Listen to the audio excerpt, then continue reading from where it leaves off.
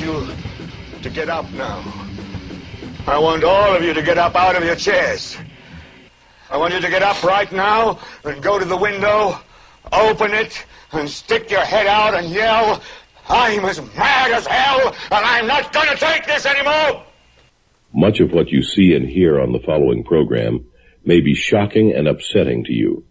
But if you will listen calmly and with an open mind, you may discover the key to the peace of mind and joy for which you've been searching all of your life. That's going to be nothing more than a golden shower.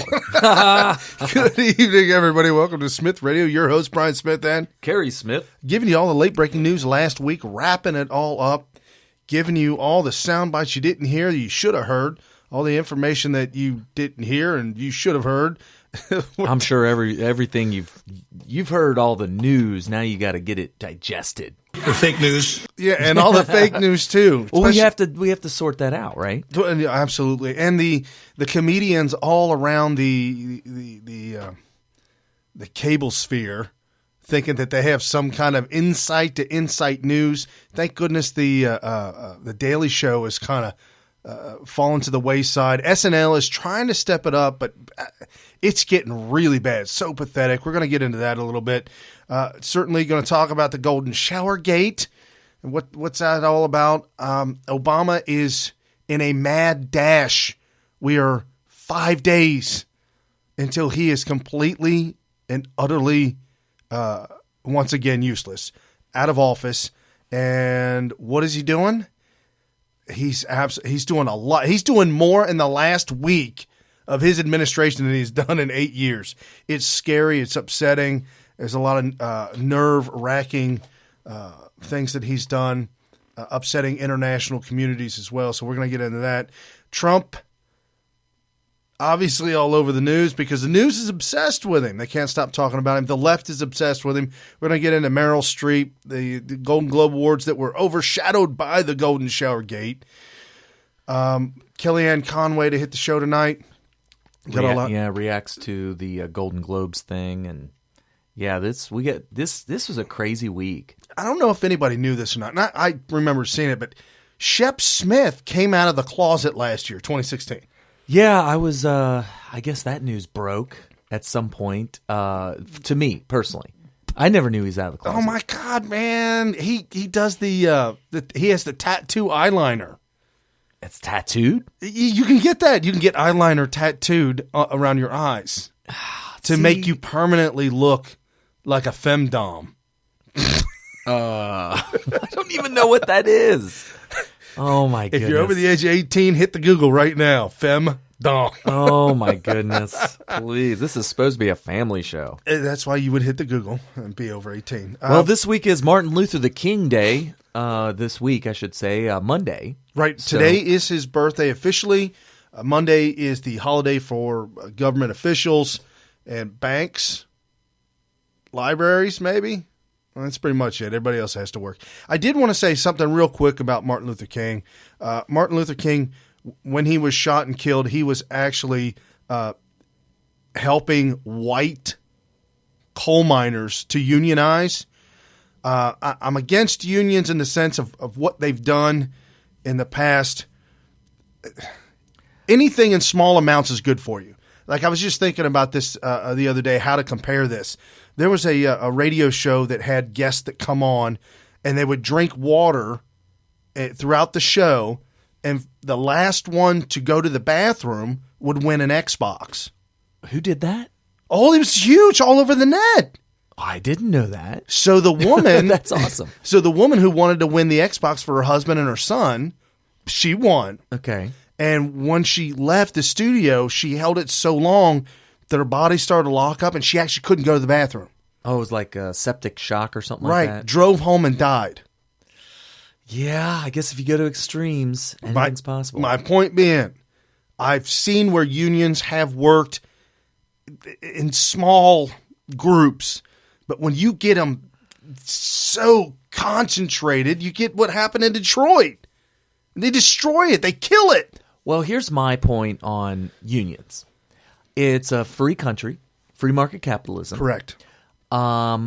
if you want to, I think that everybody should be taught in school. I think it is negligence on the part of any school. I don't care if it's public. I don't care if it's private.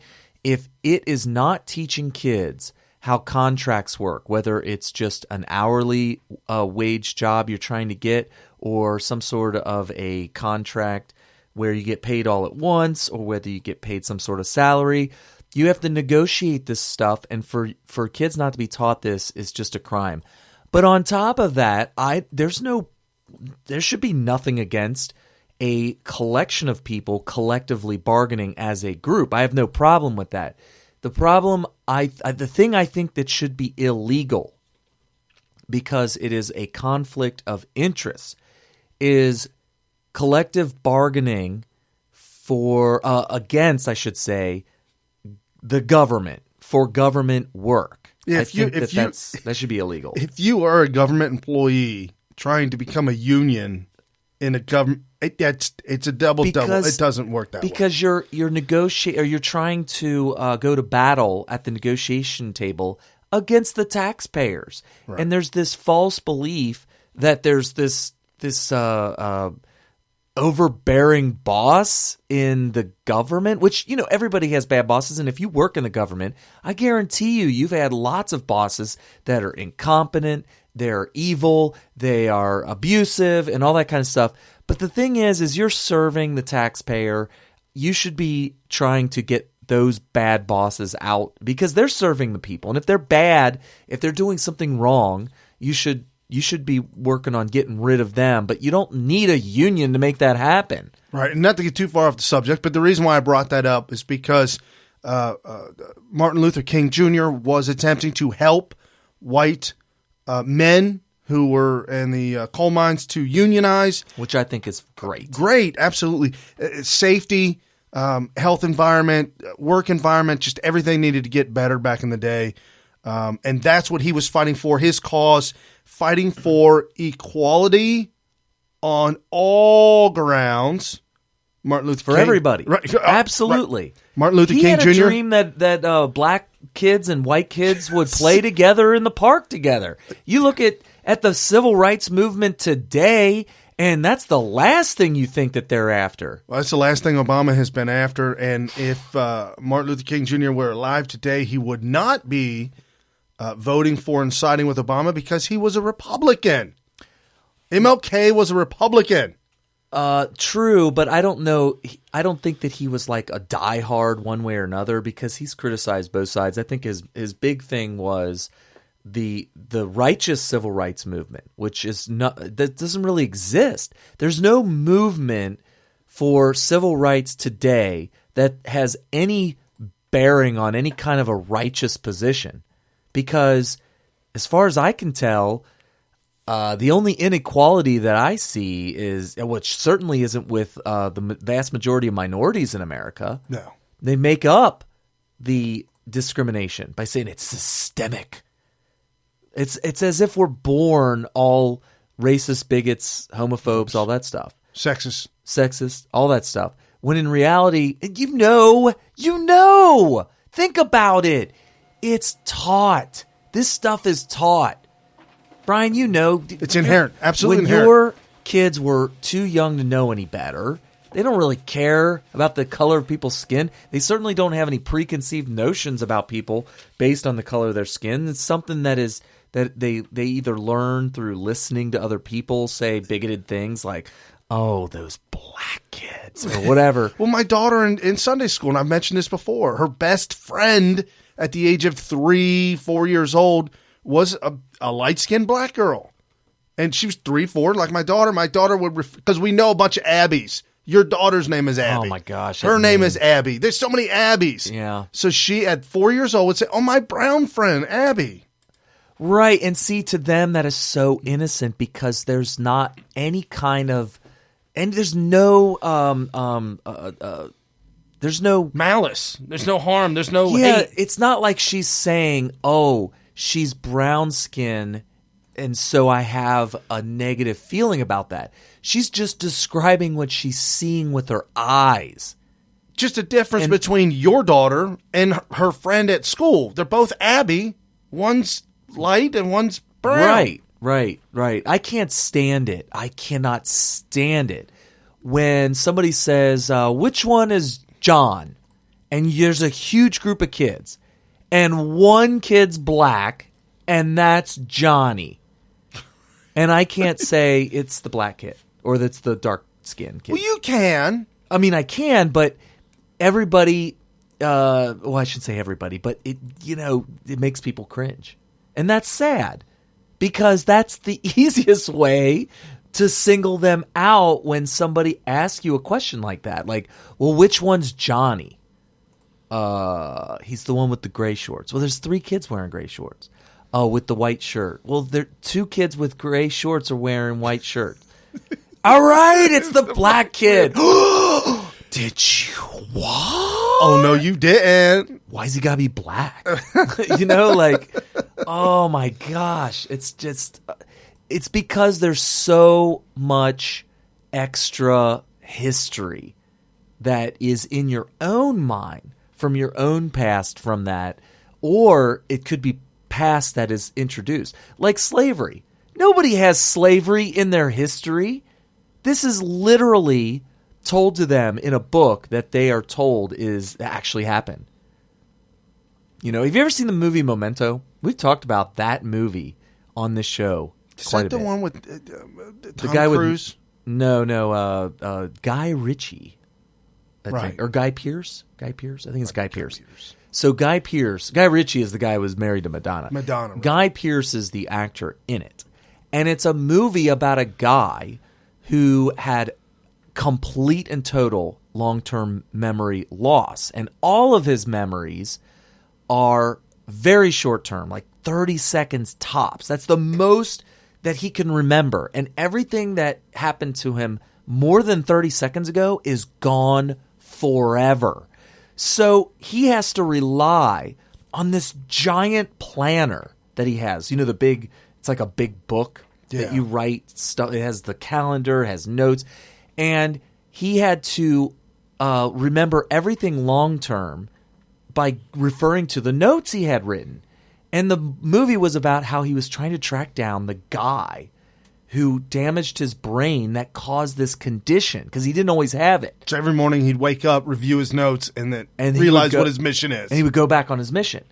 Well, in order for the director to put the viewer in this guy's mindset, the movie is played backwards. Right. Yes. Right. So the movie starts off at the end, and at the end it shows him killing the guilty guy, the guy that and then it goes backwards, and it goes backwards all the way to the beginning where he starts this quest. And guess what you find out? Spoiler alert. Uh-oh. Sorry, it's relevant, so I got to spoil the movie for you. If you wanted to see it, too bad. I'm spoiling it right now.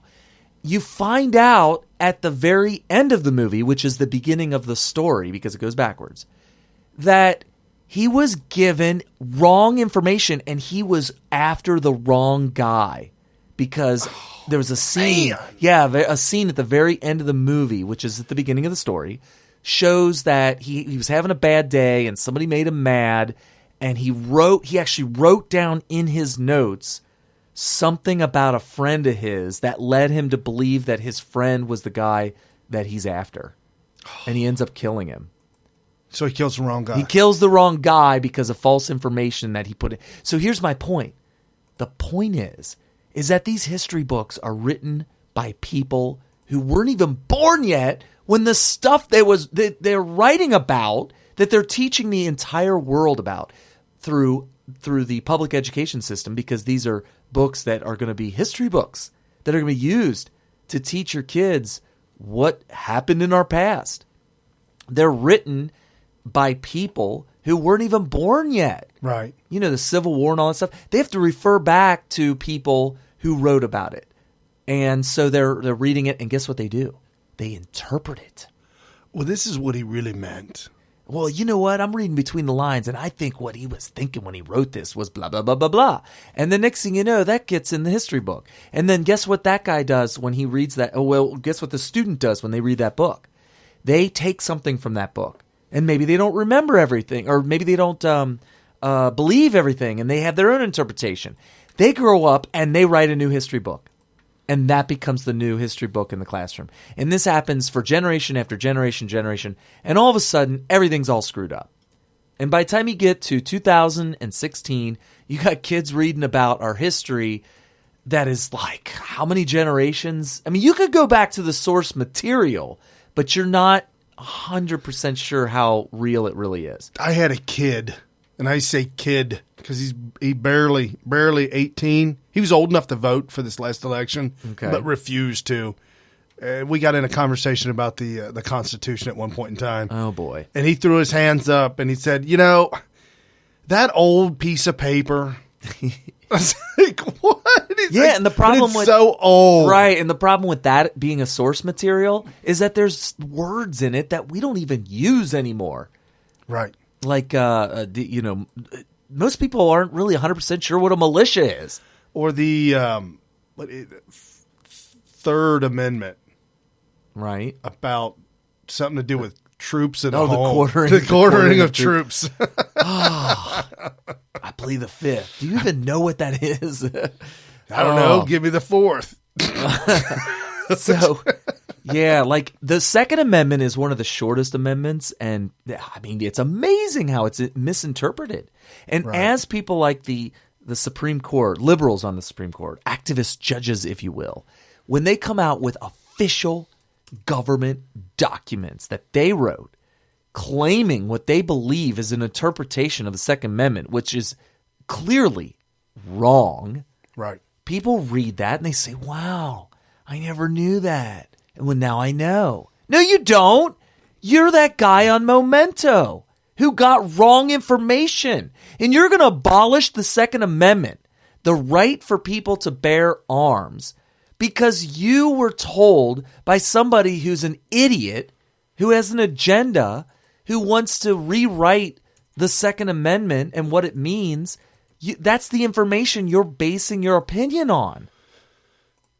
And it's wrong. It's wrong. You're that guy in Memento. So just to let you know, that's how that works. And I think it's important. It's a good movie that I think everyone should see that at least once, because it's a big eye opener. I think it's really, I love that nuance there where you learn something about your own memory and our own history and all that. Speaking of history and fake news. We don't have nothing like that today. No, my gosh. Well, let's go back to the beginning. You want to do this show chronologically? Because we can go back to something that everybody listening right now has probably completely forgotten because of all the other events that happened this week. Just give it a little shout out real quick. Okay, sure. If you want to call in, be part of the show, you call in 513-888-1538. Follow us on Facebook at facebook.com/Smyth Radio, SMYTH Radio. On YouTube at Smyth Radio and Twitter at Smyth Radio. You can follow us all around. And then if you want, just go to the website, smithradio.com. All the links to get to the live show, all the links to get to us on iHeartRadio. If you listen to us on the go, you can listen to us on iHeartRadio 24 hours a day, 7 days a week. And that's pretty much it. And if you listen to us live, you can go to the message board and you can actually message chat. There's a chat room, if you will, while we're live, and you can chat with us live, ask us questions if you don't feel like calling in. I know some people get intimidated by that, but I don't bite. Hard, that is. What? Oh, my gosh. So earlier in the week, we had the Golden Globes. It wasn't. That's going to be nothing more than a golden shower. It wasn't that? No. Well, it was kind of, Golden Globes got showered. Yeah, you're mixing two different stories together. And we said we weren't going to do that. Yeah, I knew it was going to happen because it's like it just melts together sometime. Okay, well let's make sure we keep these stories segregated.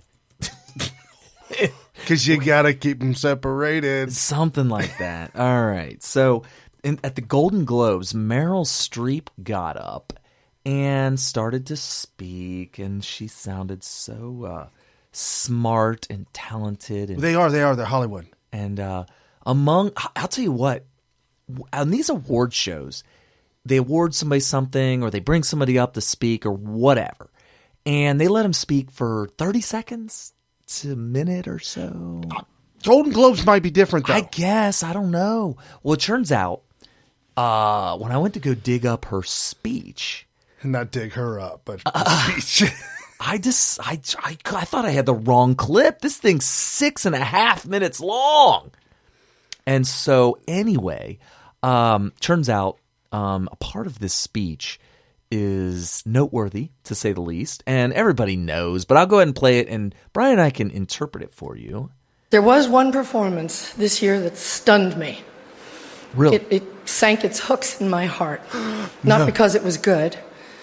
There was nothing good about it. Really? But it was effective, and it did its job. Okay. It made its intended audience laugh and show their teeth. Okay. It was that moment when the person asking to sit in the most respected seat in our country imitated a disabled reporter. Whoa. Imitated a disabled reporter. Does she mean mocking? I mean, is imitating? She's saying in like a way that is disrespectful. Because I thought it. I mean, maybe she's just The highest It might be form. nitpicky. Well, they say the highest form of compliment is imitation. Right. I've actually been imitated before, and I remember that saying and thought I was actually proud of myself for having been imitated. Right. It's like, wow, I must be doing something right. Right. That's And exactly so what it is. I think what she meant to say was mock. But anyway. Someone he outranked in privilege, power, and the capacity to fight back. Wait a minute. This guy is a reporter. She's talking about one of the most powerful reporters in the world. Oh, I thought she was talking about the white kid that was abducted in Oh, Chicago by the four. We'll get to that. We talked about that 'Cause last that week. guy really was unable to defend himself. Yeah. When you buy your ink by the barrel, you absolutely can defend yourself. Right. It kind of broke my heart when I saw it, and I still can't get it out of my head because it wasn't in a movie. It was real life.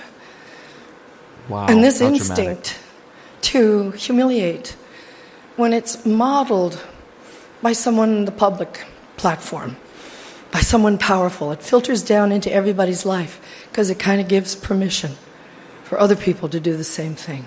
Is that true? Did all of a sudden everybody start mocking disabled people? I immediately took to the streets and started doing it. Yeah. Well, first of all, only liberals could figure out that the guy that he was making fun of was actually disabled. You wouldn't even get that. At least I didn't. From him, the time that Trump did actually make fun of that guy. Right. Not only that, but his disability is not a Tourette's or shaking, or that is not his disability whatsoever. He's got the. By the way, Damon Wayans, he did a superhero called Handyman. Handyman. So, Oh my God. Yes, Handyman. Up and away. Yes, You are remember- going so Yes, far back. Damon Wayans did Handyman on In Living Color. Now Brian is going. Our producer is scouring. Feverishly. So anyway, imitating, making fun. Here's the thing that you need to know. All right, first of all, there is a video, and I did link it on Twitter, and maybe I'll link it again. There is a video by a guy that slips my mind right now. It's a YouTube channel who puts together a video that completely debunks what Trump did as being mocking a disabled person for his disabilities. Completely disables it, or completely debunks the disabled argument. All right. I'll stop real quick because Brian has pulled up the video. So this is Damon Wayans. Oh, me. I'm sorry. Will the owner of a pink Azuzi please move it? You're parked in your handicap zone. Oh, my. I had no idea. Tell me, how can I ever make it up to you? Well, rubbing your breast against me is a good start. Oh, boy. So anyway, that's Damon Wayans. And wasn't a movie made out of that? I almost feel like a movie was made out of it. But it was absolutely a staple little. Oh, everybody did handyman in school. We did, didn't we? Everybody tried to maybe not me because I'm not full of hate. Well, no, it was who could do the best handyman. You would imitate a famous person who could do it the best. And it's interesting. So Trump does it, and Meryl Streep says that it trickles down and it gives permission for everybody to do it. When Damon Wayans does it and everybody imitates it, nobody says anything. And by the way, nobody is imitating Trump imitating a handicapped person. Right, but Trump did not imitate a handicapped person. Right, and that's the whole premise of this. It's debunked in a video. Yeah, just to let you know, we're not saying that he did and excusing it. I'm saying that I think it's ambiguous because when you, especially when you watch the debunking video, I'm not 100% sold on the debunking video, but it certainly raises a lot of doubt. Enough doubt that you could say, hey, look, if Trump says that he didn't make fun of a disabled person for their disabilities, and says he never would. This is actually what he tweeted, that he didn't do that and he never would, and that instead he was doing something else. He was. Well, and the whole thing is, once you get into it, when Trump makes fun of somebody who's incompetent, and what he was doing was this incompetent dude. He was acting flustered. Right, and he has done that many times before. And that's like his go-to move, if you will. Yeah, when making fun of somebody. Yeah, that debunking video who is incompetent. Good. Yeah, and the Democrats run with it because it's fake news. Oh, we got it. Right. It's called fake news when they can make the narrative and it's actually not true, or they left out key parts of it that would lead you to a different conclusion. That's how they make their fake news. But anyway, on with Meryl Streep. Disrespect invites disrespect. Violence incites violence. Really? Violence incites violence. Really? I guess the left would know a hell of a lot about that. But that's how they roll. They incite the violence to cause more violence. I mean, that's what Obama has done in the last 8 years. Yeah, and I'll tell you what, wow, she's got a lot of nerve. Does she not know? Maybe, I'll tell you what, I'll give her a pass. She's tipping her hat. She may not know that about what George Soros and the DNC and all that stuff that's been revealed in WikiLeaks, Podesta emails, Hillary emails, how all of the violence is. Do you realize a black church was burnt to the ground, swastikas painted all over it, saying, vote Trump? Come to find out it was a black man who's a Democrat. But it was done to make it look like we're the racist, bigot, violent arsons. Right. And vandals. Right. Well, and it's kind of interesting that they kind of did that at the same time that Dylan Roof was now convicted and will be sentenced to death. Right. Because he did go into a church and kill some black people. Yeah. But he's deranged. Well, he's like one in hundreds of millions of people in America who snapped. And I'm going to be honest with you. The guy is definitely got some mental problems, severe mental problems, right? Well, this is a product of the leftist narrative.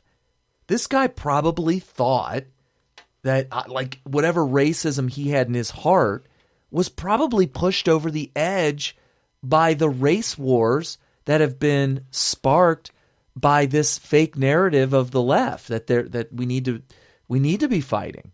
Timothy McVeigh? Yeah. I mean, part and parcel of him bombing. Right. Everybody's responsible for their own actions. Correct. And so I don't want to... I'd like Valerie Jarrett to be responsible for her acts. And Janet Reno. Oh, Janet Reno. Oh, no, she's dead, though. Janet Reno. Oh, she did die. She died. She died because of Trump will not be a president in her lifetime. So Okay. kind of coincidental. She died last year. Right. Well, I would never, ever condone anything that Timothy McVeigh did. No. However, when you look at what Janet Reno did, which was pretty much unlawfully and unwarrantedly murder a whole entire church or following. Yeah. People trying to exercise their own freedom of religion. She went ahead and used the force of government in a way that led to the death of dozens and dozens of men, women, and children.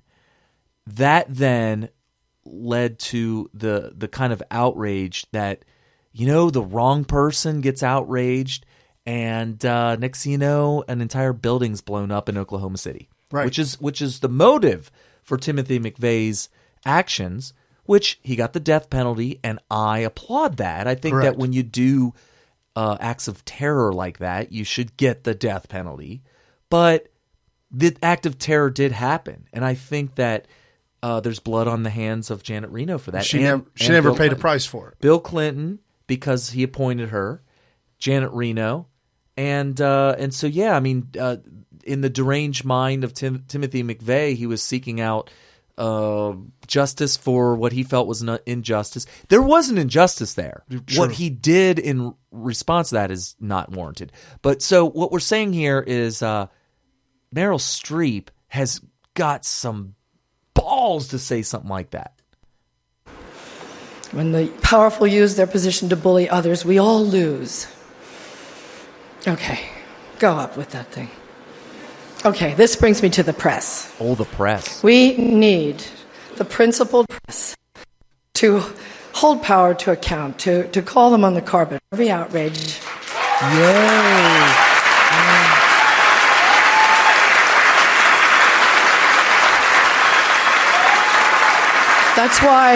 That's why our founders enshrined the press and its freedoms in our Constitution. So I only ask the famously well-heeled Hollywood foreign press and all of us in our community to join me in supporting the committee to protect journalists, because we're going to need them going forward, and they'll need us to safeguard the truth. One more thing. Now, when they say safeguard the truth, what she means by that is safeguard the fake narrative. The narrative, when they say truth, when you hear a leftist say truth, they're talking about the narrative that was made up by CNN, BuzzFeed, definitely the Washington Post, and it's an important part of the fictional narrative that gets the agenda done for communism, and that needs to be protected. And it's disguised falsely with the word truth and news. So it's important that I point that out. So that's Meryl Streep. And that's what happened at the good old Golden Globes. Do you want to hear Kellyanne Conway's reaction to it? Yes, absolutely. All right, let's hear it. Donald Trump wrote this. He wrote this morning. He said, Meryl Streep, one of the most overrated actresses in Hollywood, doesn't know me, but attacked last night at the Golden Globes. She is went on to say, Hillary flunky who lost big for the 100th time. I never mocked a disabled reporter, would never do that, but simply showed him groveling when he totally changed a 16-year-old story that he had written in order to make me look bad. Just more very dishonest media. All right, Kellyanne, what's your reaction? Well, my initial reaction is I'm glad that Meryl Streep has such a passion for the disabled, because I didn't hear her weigh in, and I didn't hear her even use her platform last night, Ainsley, to give a shout out to the mentally challenged boy who last week was tortured live on Facebook for half an hour. Wow. That was the mic drop. That's a mic drop situation that we have here. And wow, is Kellyanne Conway ever right? And we talked about, that was our show last week, was all about this little disabled boy, special needs kid, who was huddled in a corner, had tape around his mouth, and was being sliced and diced with a knife so deep that you could see the fatty tissue underneath his skin, where he's cutting his scalp. Right. And bleeding all over the place, and just wanting to get out of there by a bunch of racist kids. Well, I'm sorry, adults. They were 18, who are now hopefully going to get a lot of time in prison, and rightfully so. And so this special needs kid, nobody cared.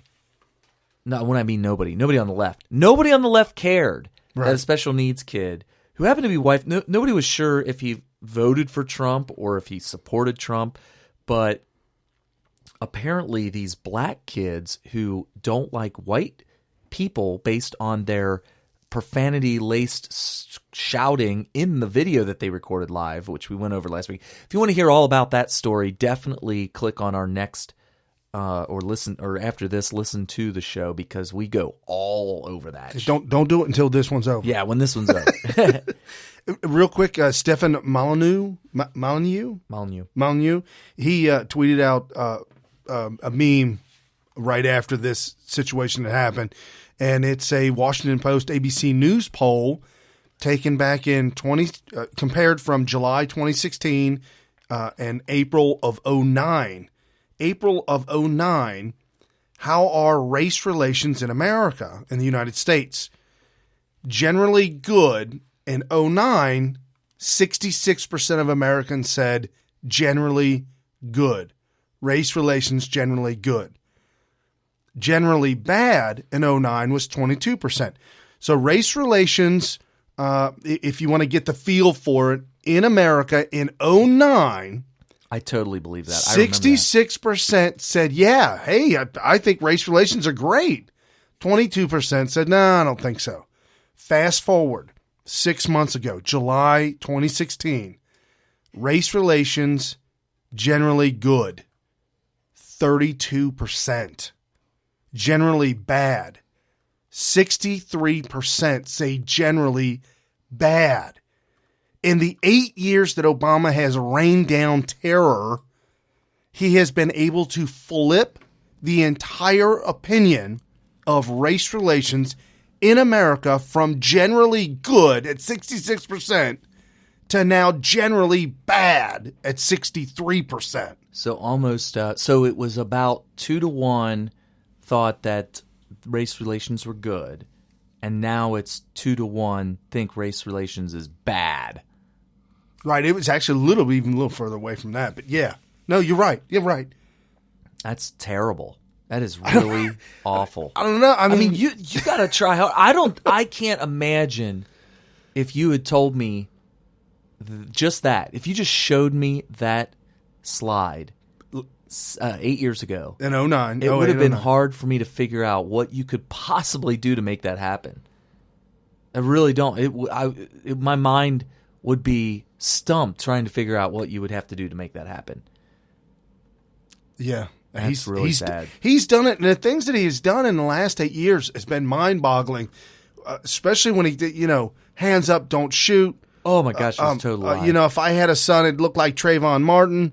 The beer summit was a bad one. Right. I mean, it was just one after another, and then the whole thing with the police.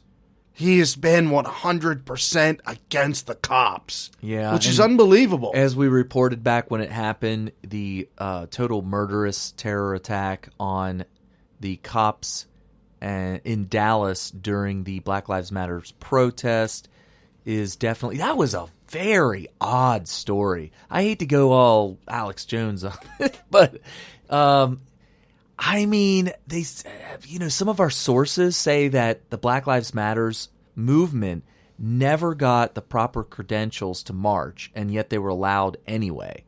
And so they weren't stopped. The whole thing was totally organized without getting the proper paperwork done to do so. So it was an illegal march, technically, even though the cops never really stopped it from happening. They went and they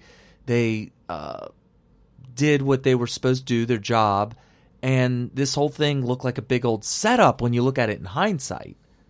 And it's just weird. And then they blew up the perpetrator. Right. And after all those cops were killed, who in a way that seemed blatant to me, blatantly obvious that there were multiple shooters. Everything was made it look like there was cover fire. Like these guys were covering each other while they were able to ambush multiple cops. Right. And cops are well trained. You're not going to... One guy can't ambush and kill... How many cops was it? It was like 8 or something like that. It was a lot. Yeah, it was under 12, maybe over 6. Oh, yeah, it was a lot of cops were ambushed and killed. You can't sit there and tell me that it could happen by one guy. Even Rambo in the movie First Blood wasn't able to pull that off. And he was fully trained in Special Forces. Yeah. In Vietnam. Yeah. Sly Stallone. Yeah, he was a Green Beret. By the way, Sly Stallone. Yeah? His new movie, Creed. Okay. Well, I don't know about new. 2016. Was it? I thought it was like 2014 or something like that. 15. Okay. It was a while ago. Did you see it? No. So new to you. Okay, it's brand new. Is it out in theaters? Yeah, you can. If you have Amazon Prime, you can watch it on Amazon. Oh, okay. If you got your smart TV hooked to the internet like I do. My TV's stupid. No, but it's a phenomenal movie. And Donald Trump is looking to put Sly Stallone in a position. Wow. What's up with Steve Harvey? Head of the arts. That is coming. That is coming. And I'm beside myself with all the hate and anger that the left spews out. Oh, they are getting when bad. Trump locks arms with the rich and famous, or just famous people in general, taps them to help out humanitarian wise. George Soros sends his mercenaries out to do death threats. It's shameless. It used to be you dare put out a death threat on somebody, and you got Secret Service swarming in, the FBI, CIA, and if it's proven that you did actually threaten somebody, you could be in serious trouble.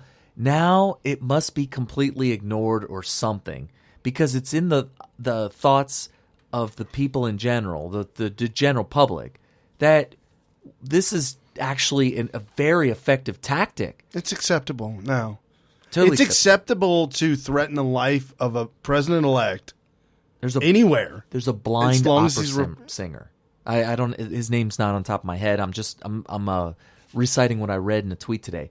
Blind opera singer was going to sing. Oh yeah, Italian. He's an Italian guy. Yeah. He's pulling out, and reports are conflicting. But it sounds, based on the people that I trust in my inner circles of real journalism, that this really stems from his security saying, dude, you got to pull out of this thing. We are getting flooded with death threats. We just can't ensure your safety. Andrea Bocelli. Andrea, right? Because when I first read it, like Andrea is generally a woman's name. No. But Andrea. How dare you? Hey, Andrea, what's up? No, dude. Not over there, the Greeks and the Italians. You know how they are. Well, I'm not trying to insult anybody. I'm just saying that when I first read it, I said, well, this isn't the picture, is it? I thought it was a woman. But Bocelli. Yeah, he's a blind guy. Backs out of singing at Trump. He can't even keep his head on a swivel. You know, seriously, we were told to keep our head on a swivel when we go to D.C. because there's people trying to ambush the Trump supporters at the inauguration. And this guy's blind. Could you imagine? He was being threatened and branded an Uncle Tom. That's by the Daily Mail. Okay. How do you brand an Italian guy an Uncle Tom? Is he a black Italian? You know, there are definitely. Well, I mean imagine. In Italy, there are definitely more of a wide range of races than you would think. That's why because the Italians have been that's why taken it makes over. Me want to kill somebody when they say, "There's my death threat."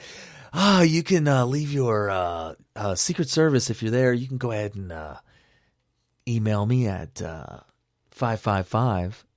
Anyway, so I know he's probably South Italian. Just like no, but like Puerto Ricans when they say, "Whoa, I'm not white. I'm Puerto Rican." Dude, I've known so many Puerto Ricans. I was in the Marine Corps. There's a lot of Puerto Ricans in the Marine Corps. Let me tell you something. There is every race in Puerto Rico. So don't tell me, whoa, I ain't white. I ain't black. I'm Puerto Rican. What does that mean? Puerto Rico's not a race. It's a country. Right. Anyway, it's like, I'm Mexican. I'm not white. Wait, whoa. Mexico's a race. Excuse me. Mexico is a country, not a race. Right, and for the fake news media to refer to Zimmerman as a white Latino, whatever, yeah. Dude, they were outraged. Who was outraged? The entire Latino community. That's why it didn't too. stick. It didn't stick because you do not mix. Well, they heard the name Zimmerman. They're like, yes! Oh, we got a white guy. Woo! He's tied to the Tea Party. Clearly. Does Glenn Beck know him? I bet he does. Glenn Beck unsubstantiatedly knows him. Does he wear a trifold hat? That's all I need to know. We can Photoshop that in. No problem. All right. So anyway. So on Urban Dictionary and Uncle Tom, it's a black person, especially a man, considered by other black people to be subservient to or to curry favor with the white people. Which is hilarious when you think of the etymology of the phrase Uncle Tom. It comes from the book written back in, I think it was the 1820s or 30s, called Uncle Tom's Cabin, which led to, that book alone was kind of the spark that led to the Civil War and the freeing of slavery and all the constitutional amendments associated with that ended slavery, abolished slavery in the United States. And the Uncle Tom in that book, it doesn't fit. It doesn't match the Urban Dictionary definition. So it's kind of weird. It is. It's very strange how that kind of morphed into a... Right. It's kind of like the Republicans of the South are... Oh, they're hitting on Jeff Sessions pretty hard with that. Oh, my goodness. He's a Republican. He's from the South. Right. And he's white. Okay. Must be former slave owner. And KKK. He's probably current slave owner. Correct. And probably current Grand Dragon Wizard of the KKK. Right. Has to be. Have you heard his accent? That's another thing that Hollywood, I'll tell you what, you would talk about. They destroyed Bush with that accent. Well, you must have been stupid, boy. You can't. You can no longer, like, there's the whitewashing scandals in Hollywood. Like they can't do anything, and yet whenever they want to have a stupid bad guy, it's always somebody with a Southern accent.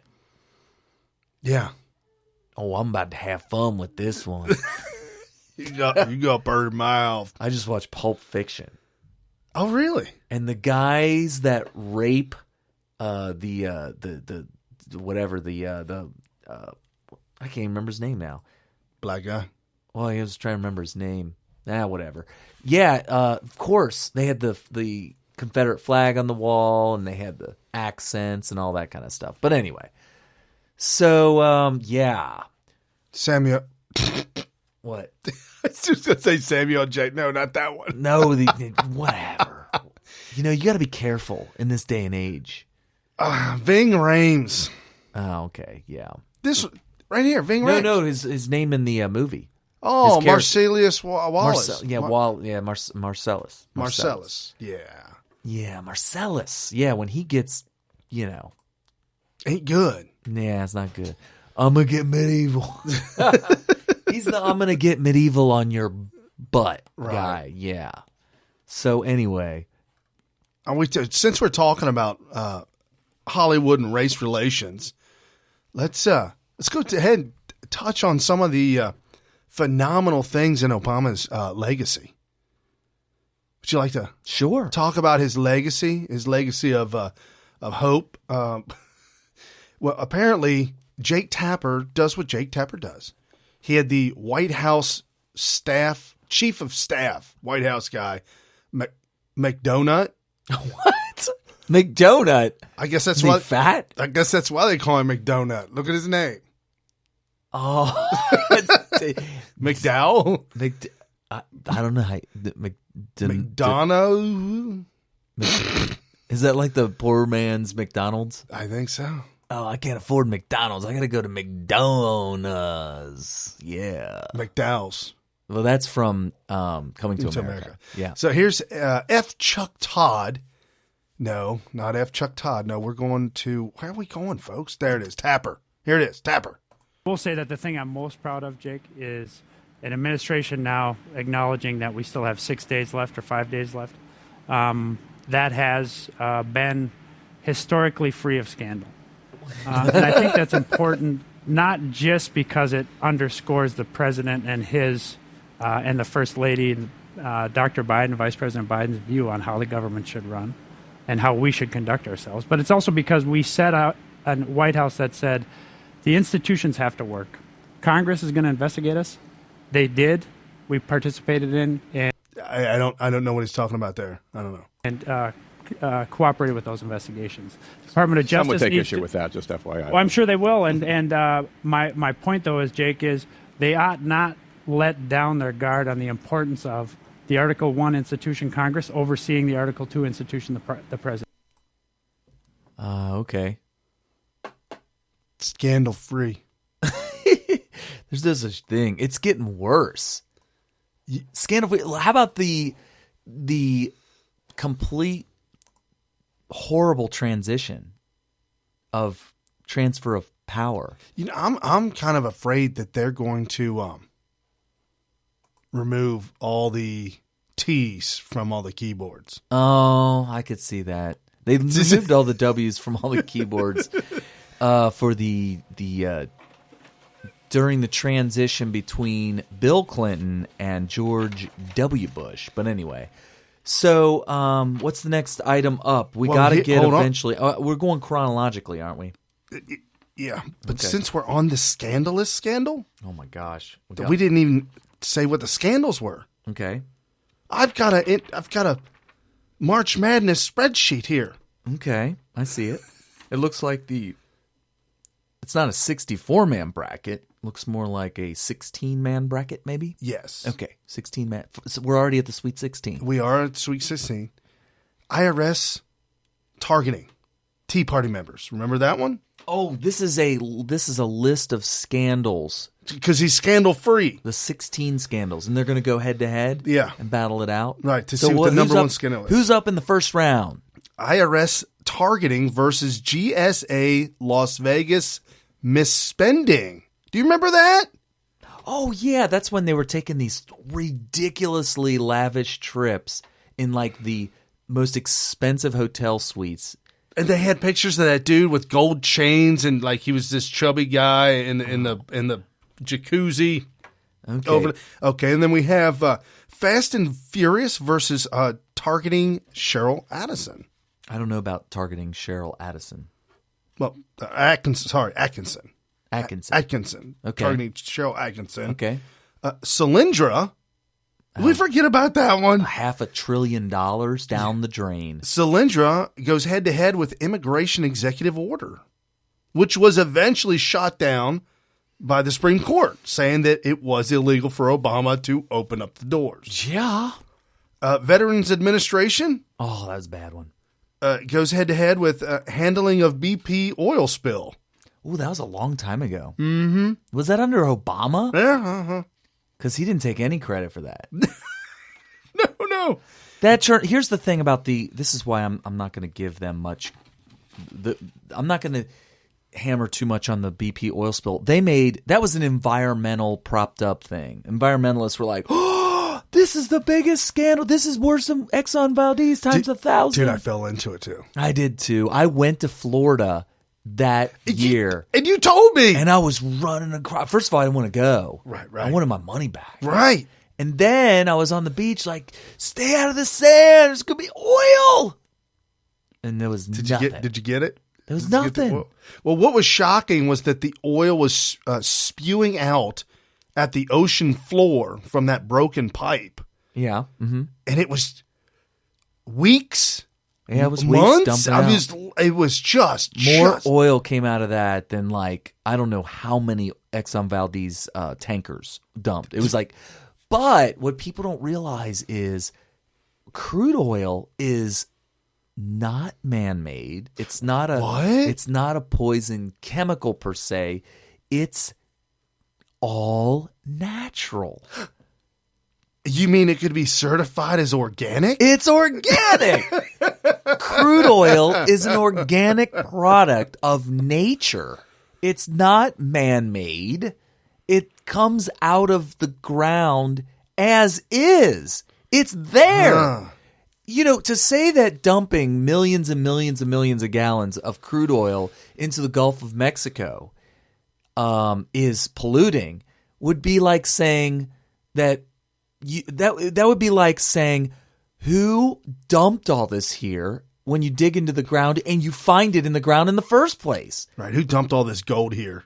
Why is this gold in the ground? Black gold. Black gold Texas tea. Right. So who dumped all this oil here? I want to get to the bottom of this. And when I find out who dumped all the trillions and quadrillions of gallons of oil deep into the crust, they should be brought to justice. It's like eating a bowl of cereal, and as you're taking the spoon up to your mouth, you actually drop it back in the bowl.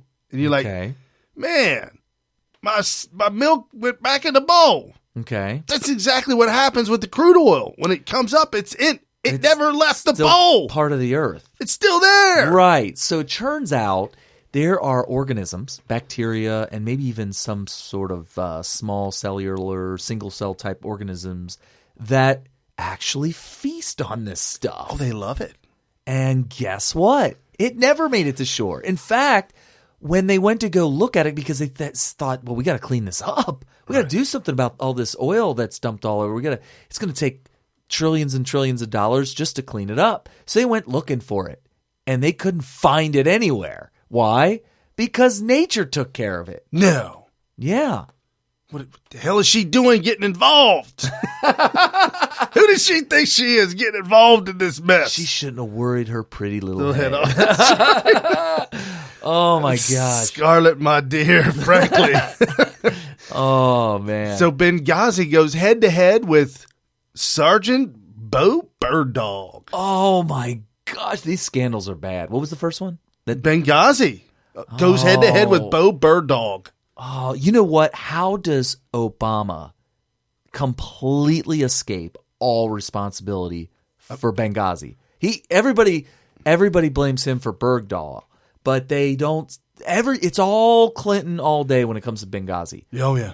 But the president of the United States at the time was wholeheartedly in charge. He was in. I mean, supposed to Obama. He's supposed to be in charge. The president. He's the commander in chief, and yet everybody's like, "Oh man, Clinton really dropped the ball." Well, she wasn't even president. No. Okay, so what's the next one? Okay. By the way, the 6 generals that were released back to ISIS for one Bo Bergdahl. Secret Service, Shanette. Ooh, man. Shanette. Obama getting to me. Secret Service shenanigans versus targeting James Rosen. Secret Service shenanigans. Wasn't that when they were in South America? Yeah, prostitutes. Yeah, I mean, that's a scandal. Spending the money. That's a scandal for the Secret Service. I'm not really dumping It happened frequently, and it happened when they were out of the country with Obama. And you never heard of these kind of scandals with under other presidents. And there's a lot of people out normally. there. Right, and there's a lot of people out there that say that leadership comes from the top. And for the Secret Service to be involved in this kind of thing and have been caught up in all that under Obama's watch is a little bit of a black eye for him. So what are they going up against? Targeting James Rosen. Oh yeah, I remember when he was like, what? What were they accusing him of? The James Rosengate is what I think it was. Let's see if I can find it. Well, what's the next one? I'll look for it. NSA domestic spying goes up head-to-head against Secretary Sebelius donations. So Secretary Sebelius, I believe she was getting donations from Planned Parenthood. Yikes. Okay. James Rosen. I'm looking for Rosengate. So, and last one is surveillance of AP reporters versus U.S. civilian drone strikes. More drone strikes under Obama than that's a product. See, look, I'm playing devil's advocate. That's a product of technology coming on board. I think that if George W. Bush, and by the way, we are not huge fans anymore. I used to be a big fan. But, you look at Trump-style conservatism, And then you look back at George W. Bush. He was a great leader, but I'm an ideologue, okay? Full disclosure, I'm all about the ideology. And looking back on it and really stopping and thinking about it, George W. Bush is a little bit on the liberal side when you really stop and think of what he was able to accomplish and some of the things that he was implementing, and just the Patriot Act is really kind of more of a fascist type of thing than libertarian. So Justice Department, there was a leak, and the Justice Department was after James Rosen for that because he reported a leak. So if the press reports classified information, you're not supposed to go after the press for that. You're supposed to go after the person who leaked it to the press. Right. And I let me back up and recorrect myself on Kathleen Sebelius. Yeah. She was actually caught raising money because she's a government official, Health of Human Services. She was caught raising money for a nonprofit organization that was helping to promote Obamacare. Oh, okay. Well, that when you look at some of the other things, that seems minimal. minor. Minimal. Right. Yeah, okay. yeah. But All right. still. So what's the next one? And then surveillance of AP reporters versus U.S. civilian drone strikes. That was the last one. Civilian AP reporter surveillance. And civilian drone strikes. Yeah, that's just abuse of power. And the drone strikes were targeting civilians? Yeah, American civilians overseas. Oh, yeah. He said it would be all right. It's not really. So he legal. spent $770 million to renovate mosques overseas. That's not on your top 16. No, that's not on top 16. This is an additional. This is additional.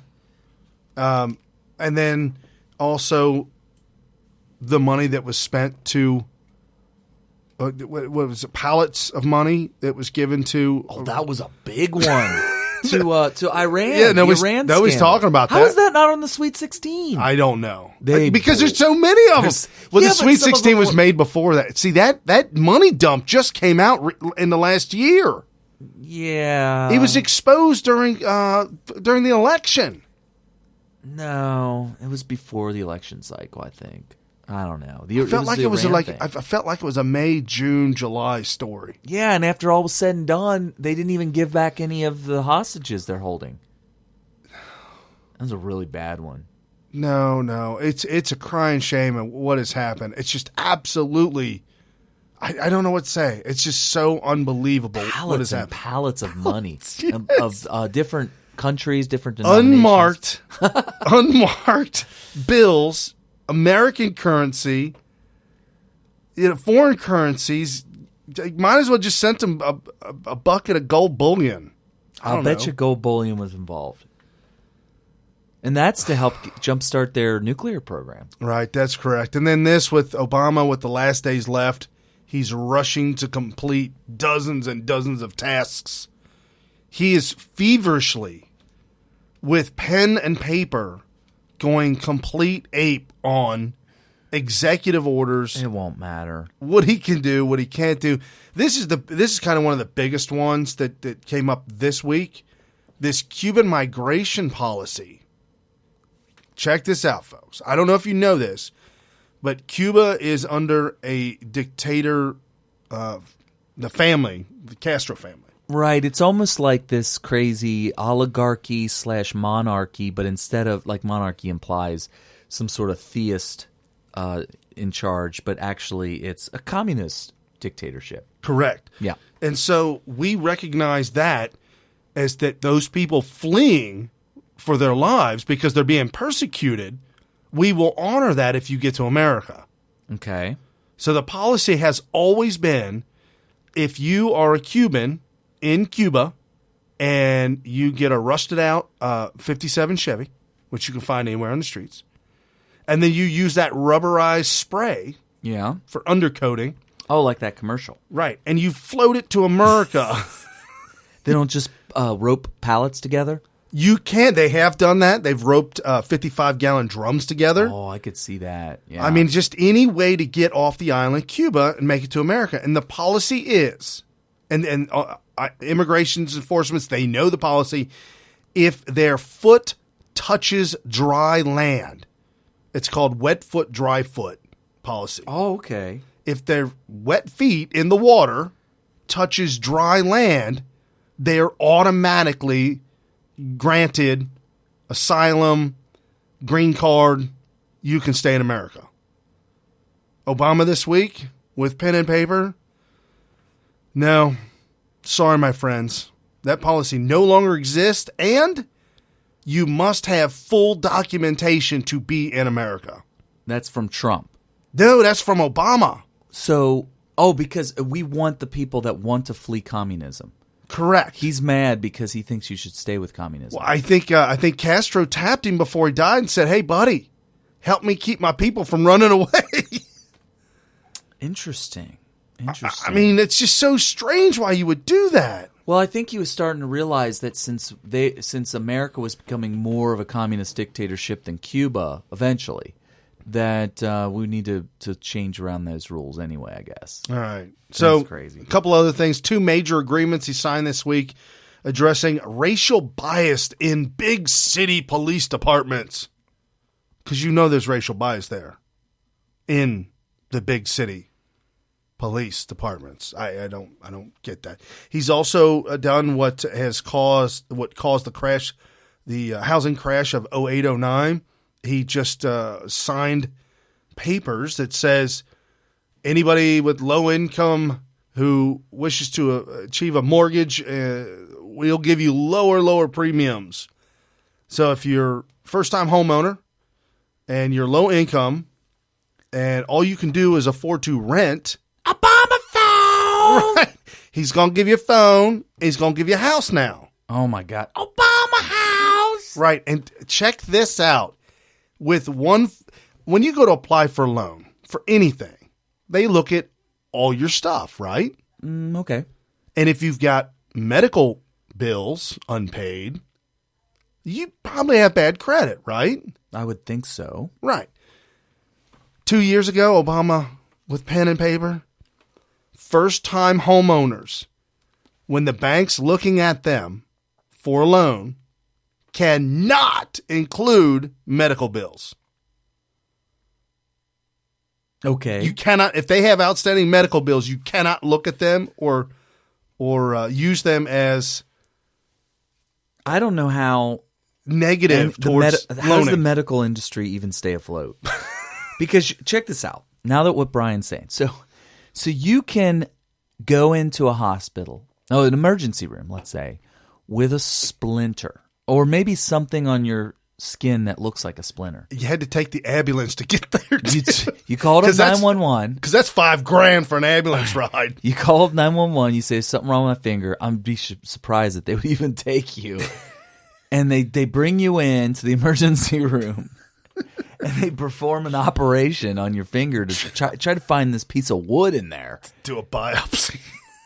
So come to find out, they couldn't find it. So they have to reschedule you with a specialist.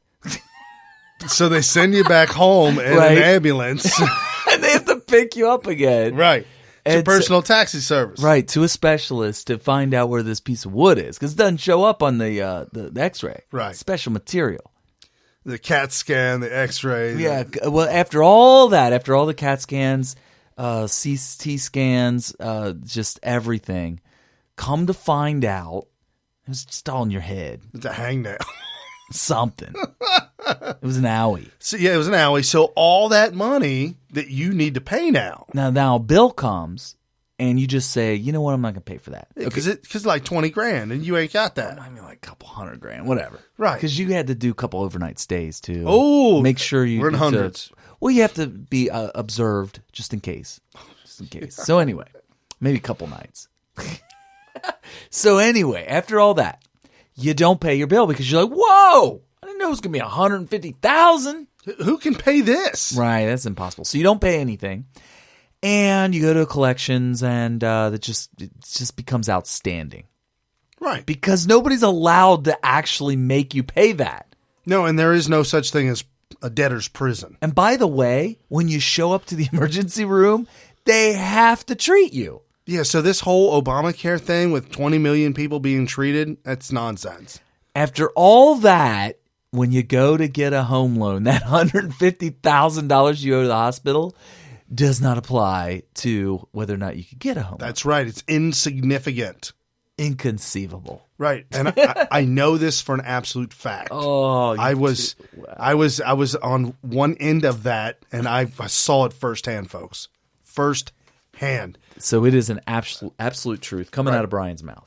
Many departments of the government right now have accelerated their hiring in recent weeks to full-blown hire everybody because they are terrified that when Trump takes office, he will put a freeze on hiring government employees. Oh, wait. Who, you mean they're hiring government employees? Yeah, government employees have ramped up in a frenzy, have ramped up hiring of as many employees they possibly can because they're afraid that Trump will freeze the hiring. Okay, first of all,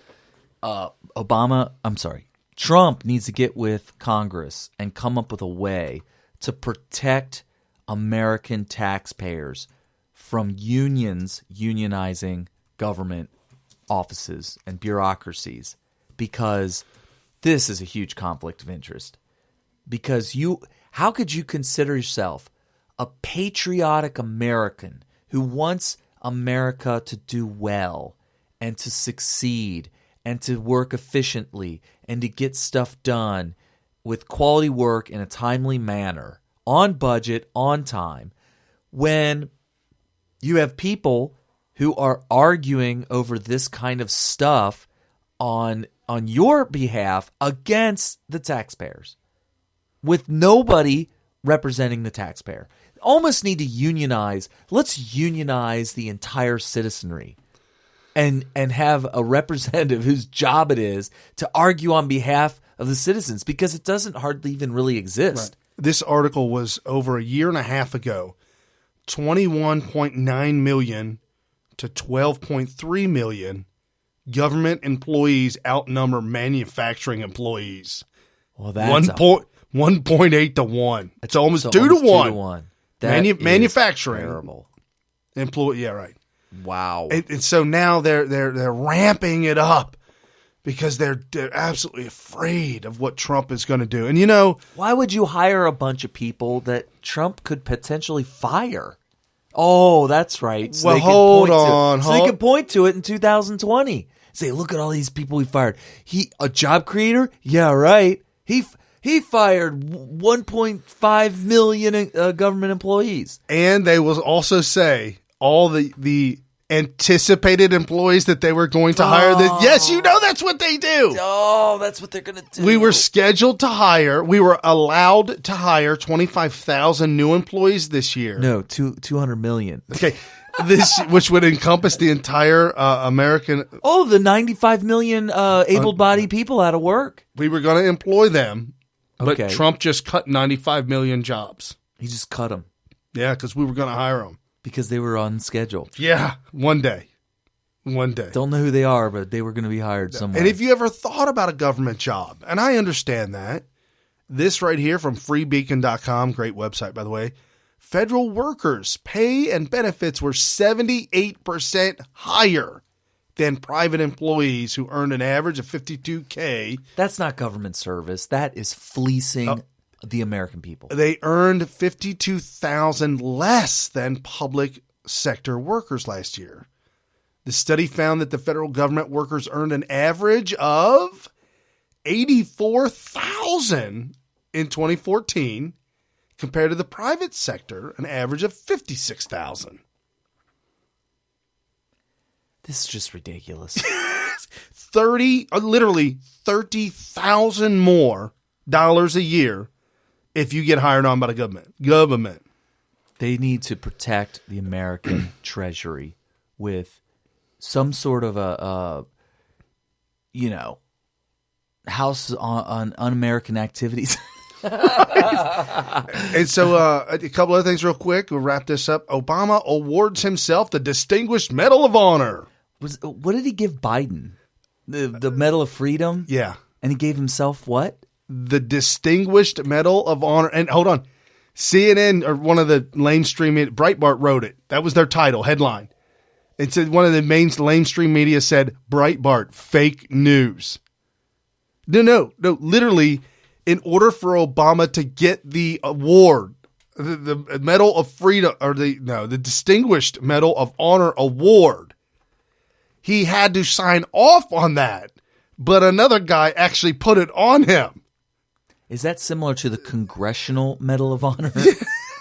The Distinguished Medal of Honor? Right. So how did he break? Did he break both arms putting it around his neck? Pretty much so. There was a meme going around with him putting it on himself.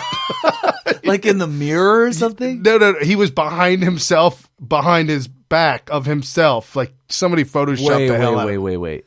Now, copyright Smyth Radio. So don't, if you steal this from me, at least put on there at Smyth Radio. Okay, cool. Okay. You know how when you have two mirrors in a room that are across from each other? Right. You see yourself, self all the way through. All the way through. Right. Or if you put a camera and face it towards your monitor, you see like the image. Infinitely. Yeah. They should have had Obama putting the medal on himself with the medal being put on the one behind him and the one behind him and the one all the way to infinity. Oh, I like the movie Multiplicity or Duplicity. I don't know. I didn't see either one of them. What Jack Keaton and Michael Keaton. Clones himself again and again. Right, but do it to make it look like infinite loop that goes on forever. So he's constantly. So copyright Smyth Radio. Just saying. And then he gives Obama gives Biden Medal of Freedom. So anyway, the honor that he gave Biden was basically, you've hit the ceiling and you've got nothing, nowhere to go. Okay. This is it. We'll give you a farewell medal. Because I've got it's a participation medal. You participated as VP for 8 years. Excuse me, but the medal that Obama gave himself was a participation medal too for him. He had it. He said, "Who am I going to give this to?" Well, I didn't get nothing. I did 8 years and I didn't get nothing. Well, here we'll give this to yourself. And so he's like, "All right." So when he came up to Joe, the Villages, America's is that really him? Hometown. The Villages, America's friendliest hometown. That can't be him. Villages. I don't think that's him. That was Biden in Florida. No. I still think it's just a guy Trump got that looks and sounds exactly like him, but it's not him. Drunk as all get out. Definitely drunk. That's what they do there. In the Villages, right. And then this last one is kind of near and dear to my heart. It's quite moving and slightly depressing, but Obama was finally able to add a rusty patched bumblebee to the endangered species list. Rusty patched? Is it made out of metal? Don't make fun of it. It's very sensitive. It's sensitive about its looks. Oh. And I don't. This isn't quite his legacy thing, but I mean, I guess this is part and parcel. We'll hear about this, and Trump will recorrect it when he contacts Putin, because apparently SNL says that him and Putin have a direct line to each other. But, well, I mean, presidents will. They have ever since the Cuban Missile Crisis. Yeah, you would think. The red phone. So Obama moves 2,500 tanks and military vehicles to the border of Russia, while Russia responds with 3,000 troops and 400 anti-aircraft missiles. So Obama moved troops to the border of Russia. Correct.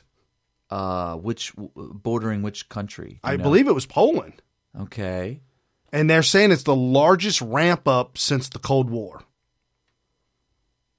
And Putin responded. Putin responded by 3,000 troops and 400 anti-aircraft missiles. And how many troops did Obama put? Well, it mixed between troops, tanks, Humvees, and troops, 2,500.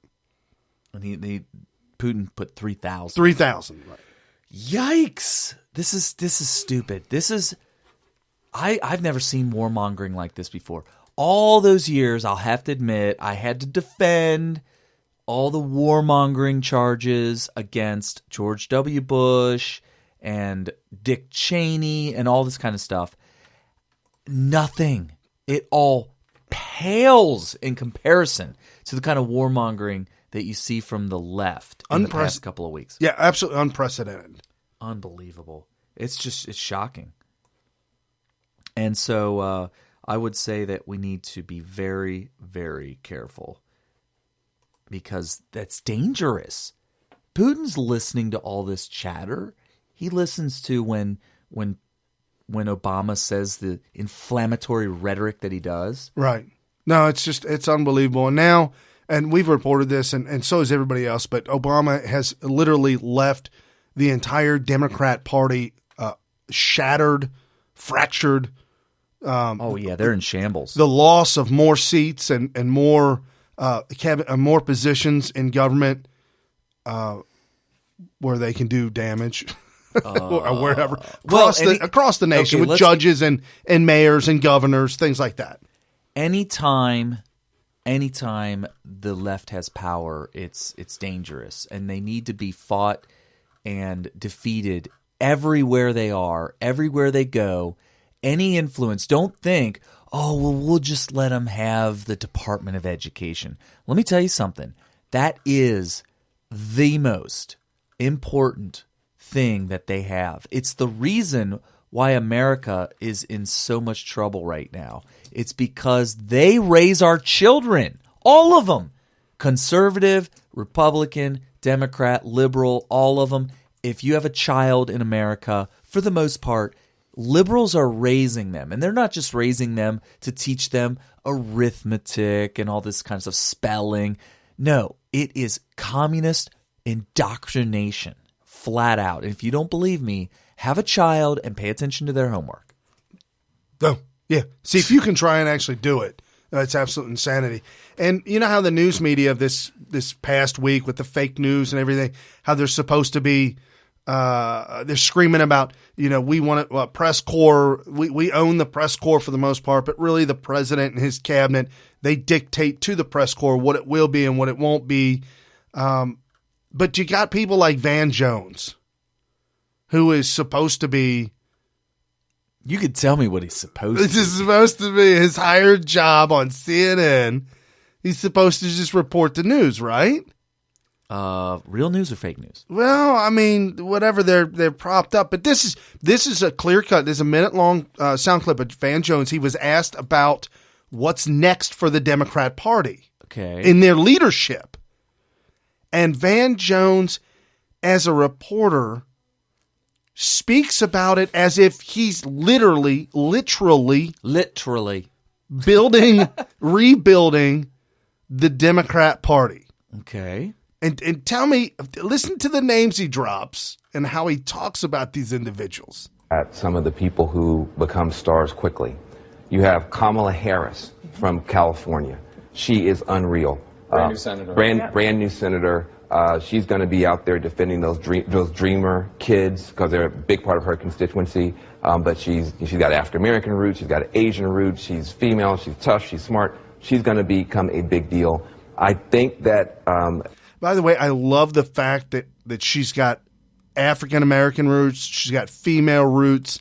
I'm glad that they're playing on the sex and the gender to win other like sex and gender individuals.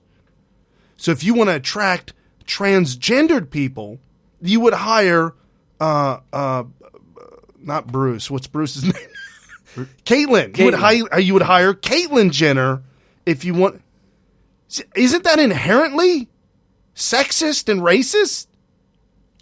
I would think so. Okay. I agree with that. Just saying. Okay. A Keith Ellison is very important because he is somebody who represents the progressive wing of the party. One thing communist. Yeah. Keith Ellison is full blown, paid and bought for by the Muslim Brotherhood.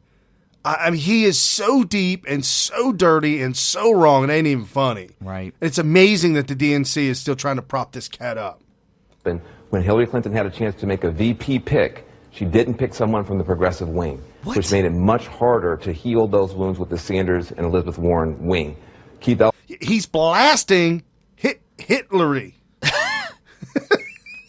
for not being able. I guess maybe she wasn't able to get the transgendered vote or something. I don't. Also represents that wing very, very well. You also, I think, have to remember that Sanders and Elizabeth Warren are going to be there on the Senate floor every day. That's going to be an important part. You have to understand, I think, that the Clinton days are over.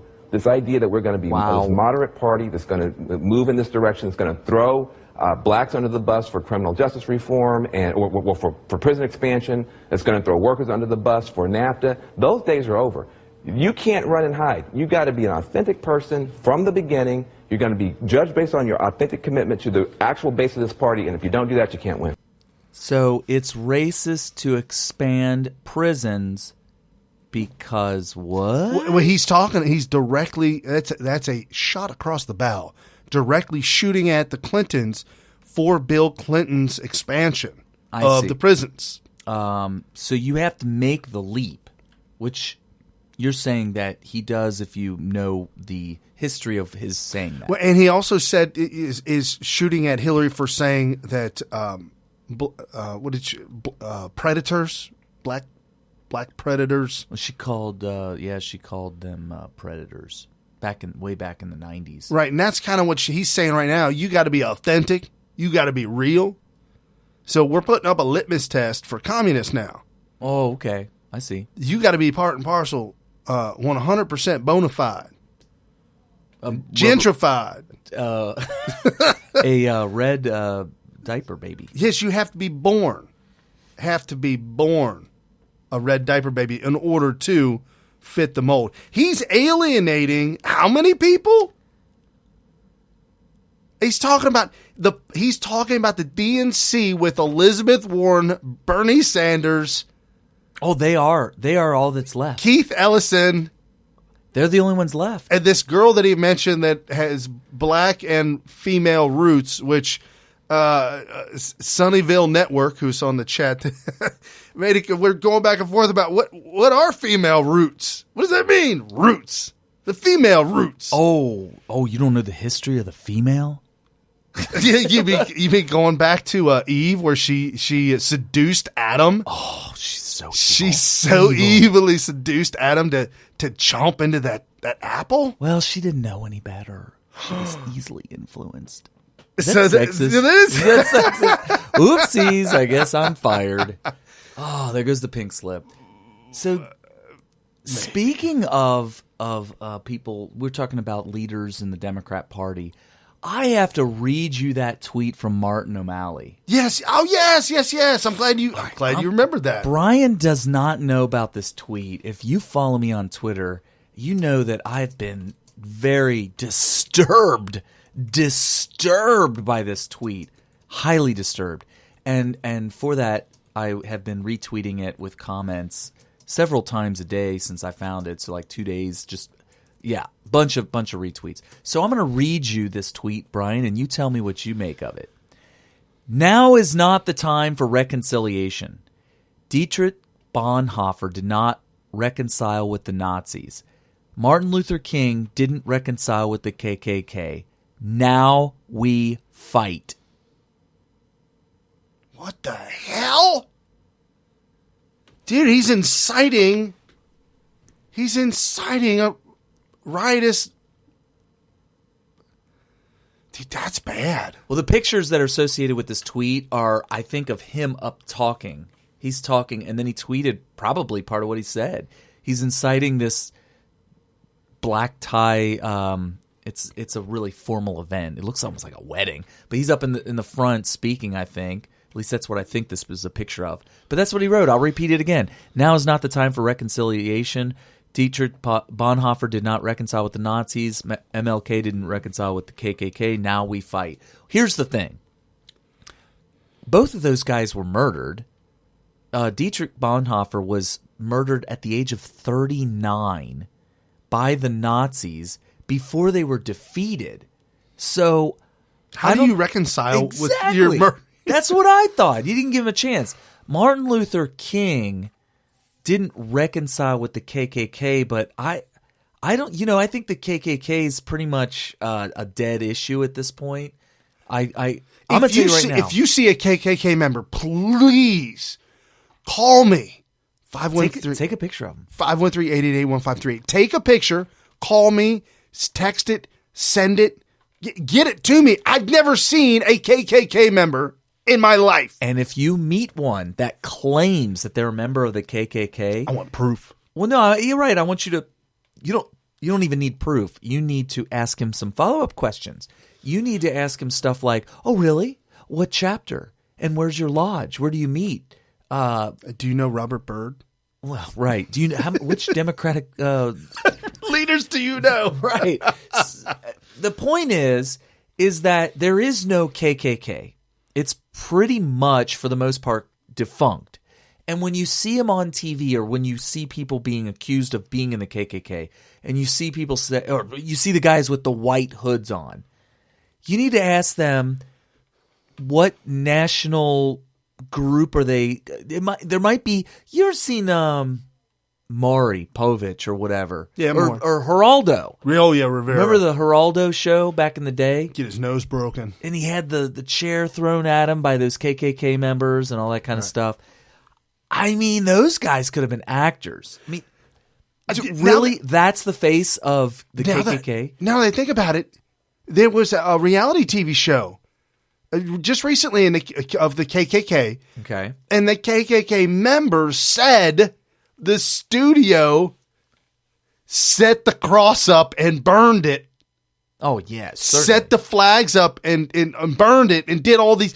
The studio Fake did. News. We didn't do that. Yeah, fake news. They're saying we didn't burn the cross. The studio shipped in a cross. Burned it. Videotape burning it. All right. So, it's us. Look what they do. Look what we do. That was just recently, too. That totally makes 100% sense. I mean, the way fake news is today. Did you see just little things like this? The one lady, she's reporting from a crime scene. Yes, I did.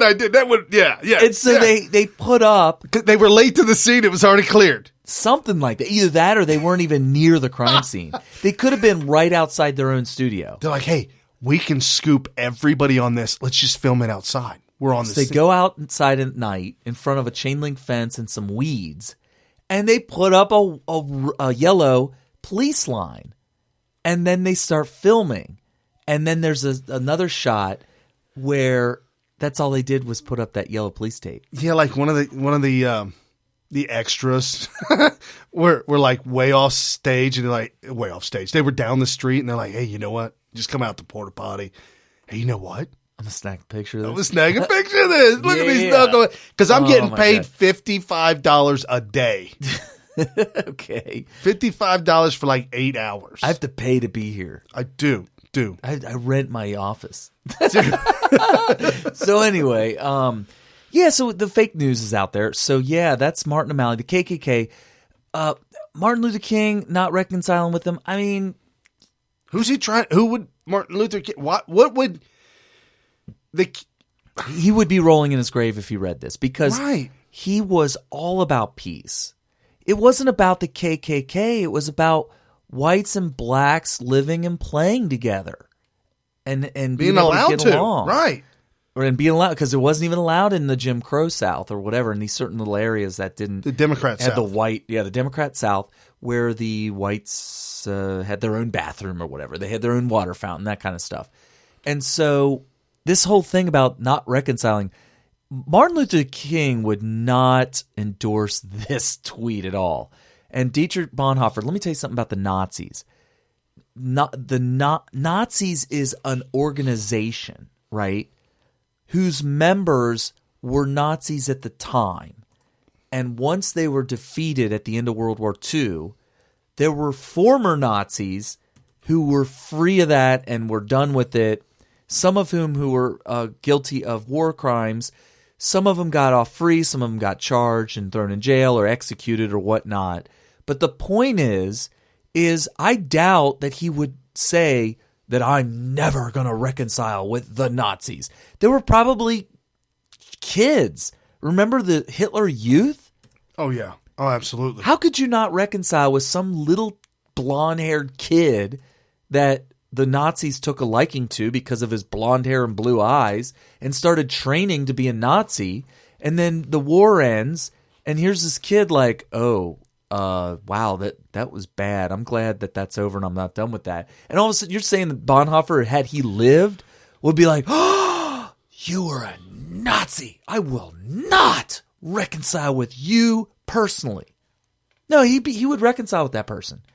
It's like the Christians not reconciling with the Islam. Yeah, I mean, it just doesn't make any sense. So you're talking about an entity or an organization that is named as a group and reconcile with the Nazis. I guarantee you there were Nazis, and maybe even Nazis still alive today, very, very, very few that would have been still alive that were actual Nazis back then. Very few. Gosh, they'd be in their mid to late 90s at this point. But yeah, I mean, I think one of the last ones was put on trial. Last couple of years was we had a show about it. He was in his 90s and he ended up dying before the sentencing or something like that. But he would have been so that's right. He was so little. He was like 19 years old. Right. And we're like, dude, what are you doing? A stupid show trial. It was basically a war on white people, is what it was. Right. It was like, hey, look, we found an actual bona fide Nazi. Let's make an example. I mean, this guy was like 19. What kind of freaking power? 19 at the end. At the end of it. We had a whole show. We had a whole show about this. That this whole witch trial thing has got to stop. It's and I'm not supporting the Nazis. Obviously, they were totally in the wrong. The Holocaust did happen, and the Holocaust was a Holocaust. Right. You can deny it all you want. Literally and figuratively. So, we're we all appalled by that, and we hope it never happens again, and we'll do everything to fight it. But, whew. Did you know, now that you brought that up, that whole John Lewis thing kind of goes... Oh, we got to talk about it. It goes hand in hand with this. You want to get into that before we get into the golden... the golden fleecing? You mean the golden... shower. The golden calf. No, golden showergate. Golden showergate. Yeah, I don't know anything about golden showers. We'll have to You'll have to Google that. Google. Put your parental safe search. Safe search. Oh my goodness! See, I didn't even know what it was. Safe search. So just to start this off, here's what started the entire thing. Chuck Todd had Lewis on his show. Oh, John Lewis. We're talking about Representative John Lewis. He kind of a heavy-set, round-headed, bald black guy who he's a civil rights leader. I thought you were going to say he's a Civil War veteran. Like he looks so old. Oh my goodness. He does. He looks like a mad dog, and he's angry always. He's screaming up at Capitol Hill. He's yelling at the Republicans. He's yelling at people. He's an angry man, just flat out. So here's his interview that set this whole thing in motion. Hey, and I'm going to say it during the next few days as we celebrate and commemorate the birthday of Martin Luther King Jr. And when you see something that is not right, not fair, not just, you have a moral obligation to do something. You cannot afford to be quiet or to be silent. So what should be done? What should Nancy Pelosi do? What should Chuck Schumer do? What should Barack Obama do? We must not be silent. We all must act. Do you think the president's been too silent? No, I'm not going to suggest that the president has been too silent. He's the outgoing president. But those of us in position and those of us not in position, we got to go out there and make some noise. We got to organize. That is a powerful thing to say, coming from you, that you do not believe he's a legitimately elected president. What should be done? We have to continue to work. Continue to speak up and speak out. If he's not legitimate, though, how do you accept working with him? How do you explain it? Well, it's going to be very hard and very difficult, almost impossible for me to work with him. What is that? All right, first of all, did I miss something? Did he explain why he thought he was illegitimate? No. He just decided, you know what? I don't want Trump to win. I don't want Hillary to lose. I'm just not going to accept it. This is painful. This really and truly hurts. What a little child. It is. The children are being sent home. The adults are now going to take over. That's literally what's going to happen. I don't know. He's not being sent home anytime soon. Oh, man. So he got it where I lost my page in the notes. So he got in it. I'm worse off. I got a lockup. Oh, fully. What? Yeah, full lockup. Go up, hit the start button. Mm-mm. All right, well, go ahead. After the F. Chuck Todd audio, Donald Trump took to Twitter. He tweeted out, Congressman John Lewis should spend more time on fixing and helping his district, which is in horrible shape and falling apart. Not to ... And then second tweet, mention crime infested. Oh, wow. Yeah, rather than falsely complaining about the election results, all talk, no action or results. Sad. He always ends with this kind of thing. Sad. Yeah, he created a firestorm. There were articles out there that say, on the weekend of Martin Luther King Day, Donald Trump slams civil rights leader. Oh, no. Not the civil rights leaders. Oh, my gosh. So everybody on the right and the left tried to pile on to...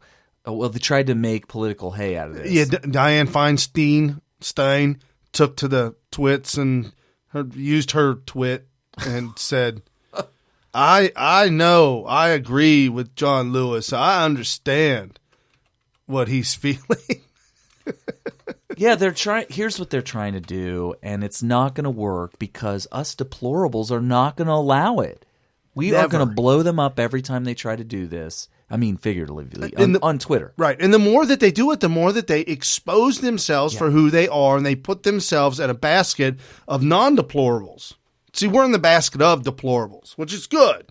So here's what they're trying to do. They're trying to say that you cannot attack a civil rights leader because when you do, that means you're attacking the civil rights movement. And to that I say, no, and you're not going to get away with trying to equate that because we're going to stop you by telling you that you're a liar. Liars. You are definitely a liar. If we attack the civil rights movement, we attack the civil rights movement. When we attack and by the way, Prison Planet, Paul Watson came out and said, had a brilliant tweet. He said that, when we attack that Donald Trump didn't attack John Lewis. He responded. John Lewis attacked Donald Trump, and Donald Trump responded. Okay? Right. It's not Donald Trump attacked civil rights leader. It's ridiculous. But the point is that being a civil rights leader does not make you immune to all criticism. Correct. If you do something that warrants criticism, you don't get a free pass because you happen to be viewed upon by a lot of people. Are you crying? Crying montage. That was actually well timed. You're crying. It's my party. Well, this is a montage. Montage of cryings in movies. Mel Gibson crying? Wow. Oh, Sean Penn. Well, Sean Penn cries a lot in his movies, by the way. Oh. Sean Penn is a SJW for sure. Because I think YouTube might not be happy with us playing the song. Oh, how do they get away with doing the song in the background? But anyway, so this is the entire Democrat Party. The actors and actresses on here. They're all Democrats. Yes, definitely all. They do the best crying scenes there ever was. Okay. Speaking of Democrats crying, they did show one that was crying just now. The redhead one in Days of Thunder with Tom Cruise. The Eyes Wide Shut girl. Yeah. Nicole Kidman. She's down with Trump. What? Right. You know why, don't you?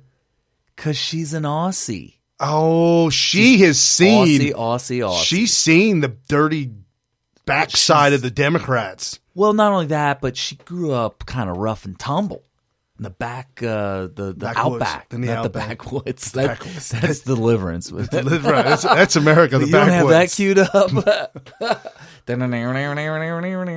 There you got your cue. So anyway, but like you were saying, just because. Okay, I say I'm a reverend of a church. Okay. You can't attack me. I'm a reverend.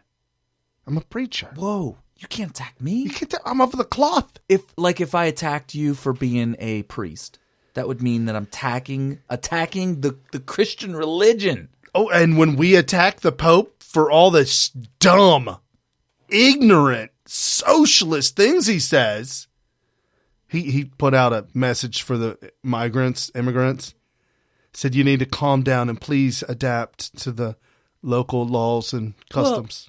Well, I mean, I can't. It was nice him. He finally did that after how many years? Right. I'm for that. I'm for that tweet. Right. But they're not there to do that. They're there to invade and take over. That's what they're there for. Right. This is not a controversial statement. No, but for me to attack the Pope for the Pope saying, "Well, Islam and Christianity, we're just alike." He said that. He said we're very similar. We're like, yeah, he's so I shill. can't. So he's a communist shill, right? So by you attacking the Pope, you have now attacked all of Christianity by calling him a communist shill. By the way, I'm Catholic, but I am not afraid to say that. Dude, my Pope. I mean, it makes me want to just. I'm a new Catholic. Okay, I was baptized with my daughter 10 years ago, so I've only been a Catholic for 10 years. Right. And, this new Pope is making me think, what am I doing here? I mean, I'm not kidding. If you're listening right now and you're Catholic and you grew up Catholic, it's probably a shock to your system to hear me say something like that. But as a new Catholic, it makes me wonder what the heck is going on here. Seriously. Yeah. So just saying. And Brian, who's not Catholic, is like, what the hell are you doing here? Don't know. No, he's saying that to me. Carrie, what are you doing? What are you doing? You're the leader of your church as a communist. And I'm like, I can't disagree with you. And it's rough. I have a close family member that is Catholic, and I approached her. Yeah. And I said, what in the Sam hell? I said, what's going on with this Pope? She said the same thing. She said, I agree. She said, communist. I've never seen anything like this before. Your religion has been infiltrated by a communist. Right. What are you playing? Oh, just... you got more crying going on here. Boy, you got to turn the volume down on that thing. So anyway. This is called the... I still love you. This is called the best cry ever. Oh, you got to get the piano. What? That's not even real. That went viral. Yeah, but that's not even real. Is there even any tears? Oh, my God. So, but going back to John Lewis and these Democrats, why is it not... And this goes back to my point before. You can't criticize Obama. You can't criticize the left. You can't constructive criticism. Well, they won't accept it. Well, I'm just doing it constructively, though. I'm not saying, hey, you're a fat social justice warrior and a crybaby. That would be an attack. Truthful, but attacked. How about we just say, you know what? You're absolutely 100% wrong because you not... Come on, spit it out. You got this, man. You got this. You thinking that because you, at one point in time, were part of the civil rights movement, but now... Yeah, what is he doing now? You're down with the party that wants to take rights from civilians. That's right. If you know anything about the communist ideology, you are doing what Martin Luther King would probably be like, whoa, whoa, whoa, I did not sign up for any of this. Martin Luther King was an avid NRA member. There you go. And a gun owner. And at one point in time, he I think he was in that. Might have been when he was killed. He was applied, being denied. Yeah, he applied for a concealed weapon, and he was denied to carry a gun. Right. Everybody should, and you'll hear it probably either on the radio or on TV sometime this week, particularly Monday. They'll play the entire Martin Luther King speech in its entirety. You can find the entire thing on YouTube, the video version, and you can also find the text by searching the I Have a Dream speech. And I just kind of glanced over it the other day. I'm going to read it in its full at some point this weekend, and which I have already a bunch of times before. It's a phenomenal speech, but look at it really carefully and really stop and think about it. Which side, the right or the left, is more in line with what he's actually saying in his speech? And what you'll find is that the right, particularly the kind of right that is following Donald Trump, is a lot more in line with what he was trying to say in his I Have a Dream speech, and nowhere near what these leftists are trying to do. The only thing they say that has any bearing of resemblance to his I Have a Dream speech is he does use the word justice a lot, and they use justice in their chants, but it's all hollow because their true beliefs have nothing to do with justice. They just use the word justice to make it sound like what they're saying has merit, I guess. Because justice is a really, really emotional thing. People get really viscerally angry when they feel an injustice has happened. I mean, really. You mean like with Hillary Clinton? And not being in prison for life. Yeah, people are really angry about that. And she- people and are going that's to why be she angry at dude, Trump. that's why she lost. People are going to be angry at Trump if this thing just melts away. This week, the Obama administration is going after James Comey. Okay. For all of this. Oh, my goodness. And it's his fault. Okay. Not. We can get to that in a second, but yeah. I mean, that's just a little blurb. There's nothing more to it than that. The injustices that Martin Luther King talks about in his I Have a Dream speech are spelled out in the speech very, very clearly and multiple times. And you can get an idea of what exactly he means by the injustices and justice that he's seeking. He's very, very particular and clear about what he's talking about. When you listen to the social justice warriors, what do they say? We want justice. Well, what do you mean? Can you define that? What exactly are you feeling is an injustice? And then all of a sudden, they get straight into muddy water, into the weeds. It's just a mess. They don't really know. They don't really know what it is about what they're upset about that's making them feel like there's an injustice being done. Like income inequality. What does that even mean? The only way you would know there was an income inequality is if you knew what everybody was making, or if people were flaunting it by what they were buying. Let's say you knew a car costs, I don't know, $250,000. And there's a guy driving around in a $250,000 car, and he pulls into his giant mansion. All right, you would see there's a little bit of a income inequality, but that doesn't mean injustice. I work harder than my boss and I make less. That's income inequality. I work harder than my boss does. Okay. And I make less than him. Okay. I should make more than him or equal to that. But you have to put a monetary value on experience and ability to manage. Whoa. Leadership. Whoa. What? I'm just saying. I mean, they didn't give me what? There's some inequality here. I don't have that. You don't have what? I don't have those things. So it's unequal. Oh. So I need the money to make up for it. So now we're getting into the philosophical differences between the left and the right. The left feel that if there are inequalities within individuals, that they have to be reconciled by the government monetarily with income redistribution. Right, so the government will make up my pay by paying me more to equal to my boss's pay. Because you're not smart enough to make it right. To make it more equal. Right. So the right believes that we're all born different for a reason, because that's the way God designed us. Yeah, because I can't have chitlins. My wife can have chitlins. I can't have them.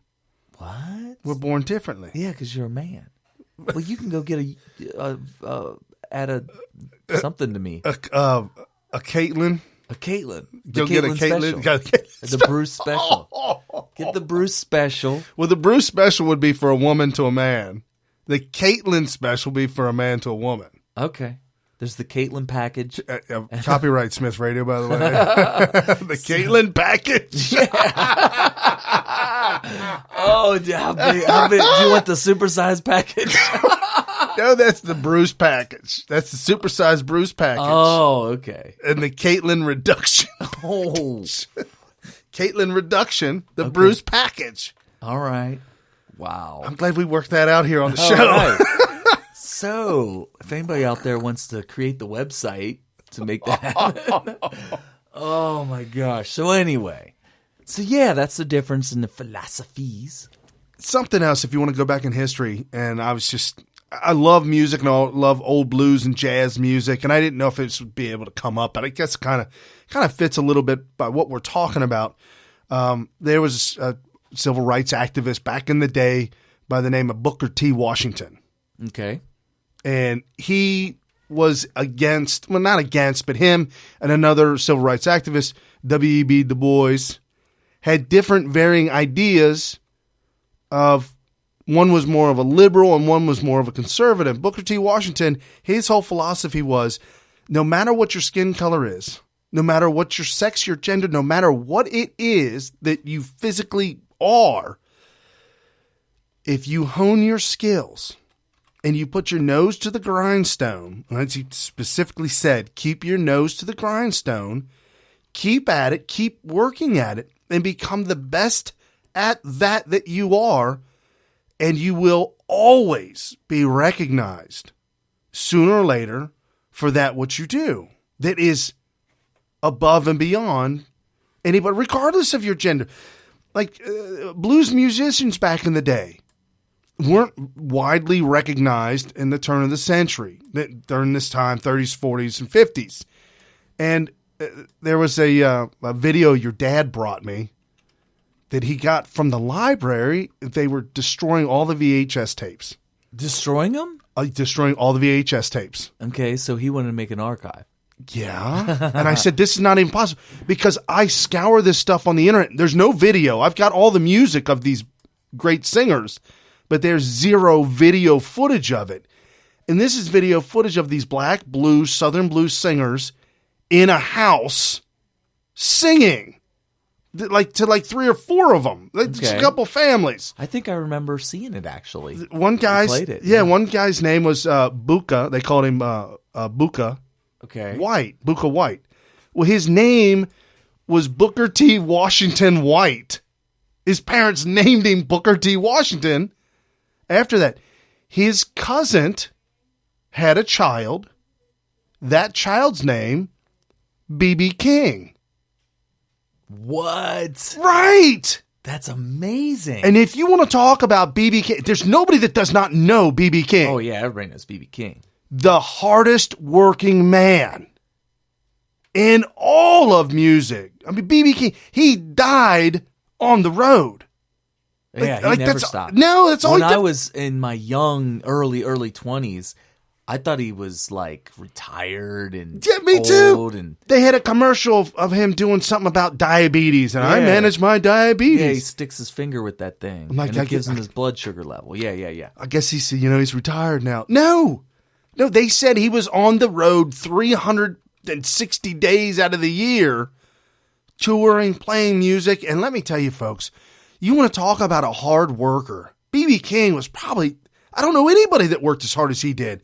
To come from the Southern, this era, this Martin Luther King era, to come from this era, seeing inequality, seeing Jim Crow laws, seeing the suppression and oppression of individuals because of their skin color, yet refusing to accept it.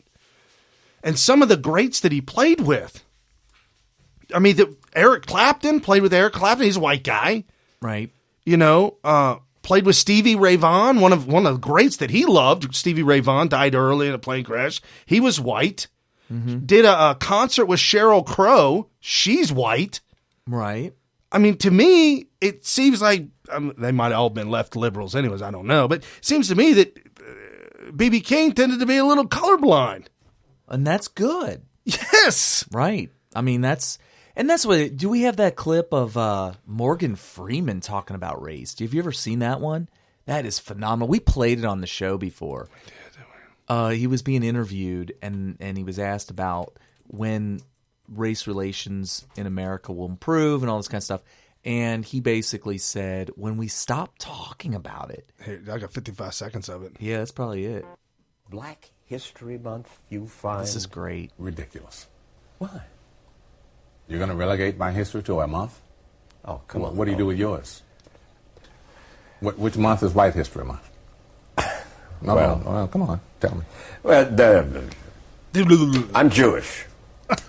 Okay, which month? Hold on.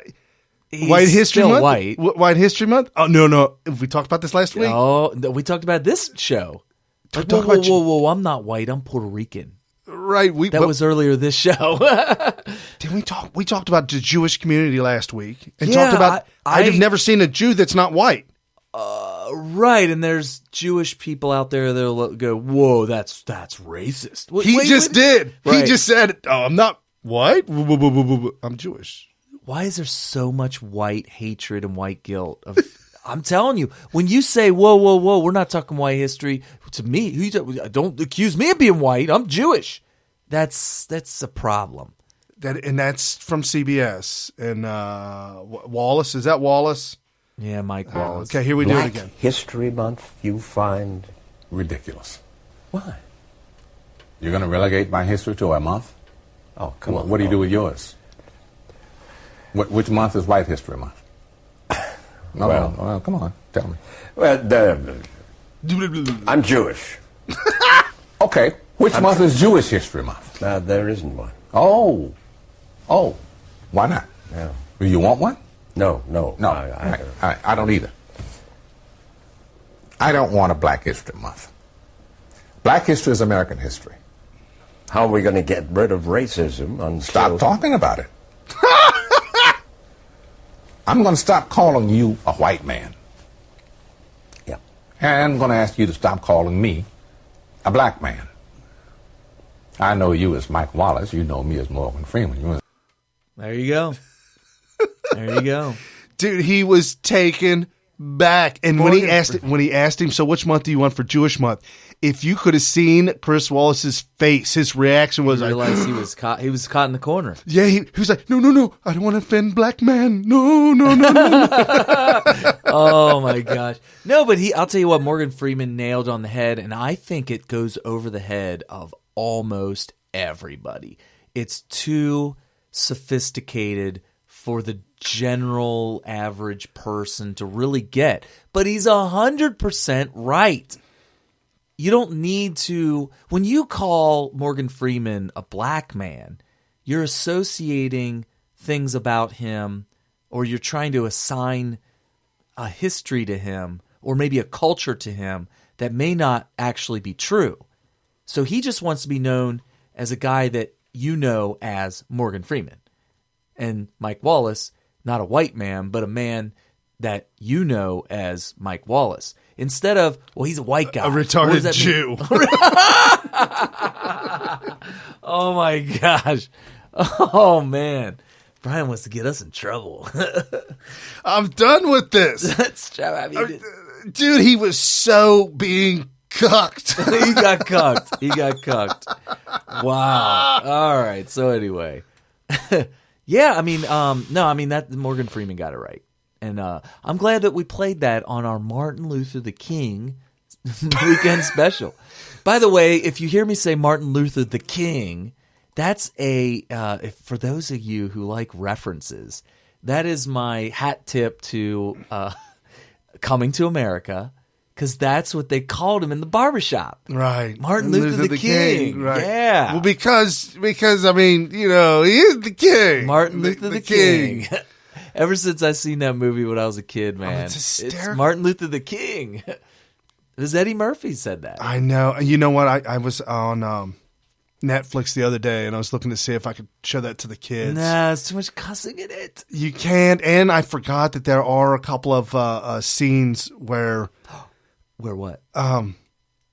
Woo, woo, woo. Arsenio Hall. Yeah, Arsenio Hall he's like, come on, we got to live it up now. We get the money. So apparently he got money from his family, put a jacuzzi in and had babes. Right.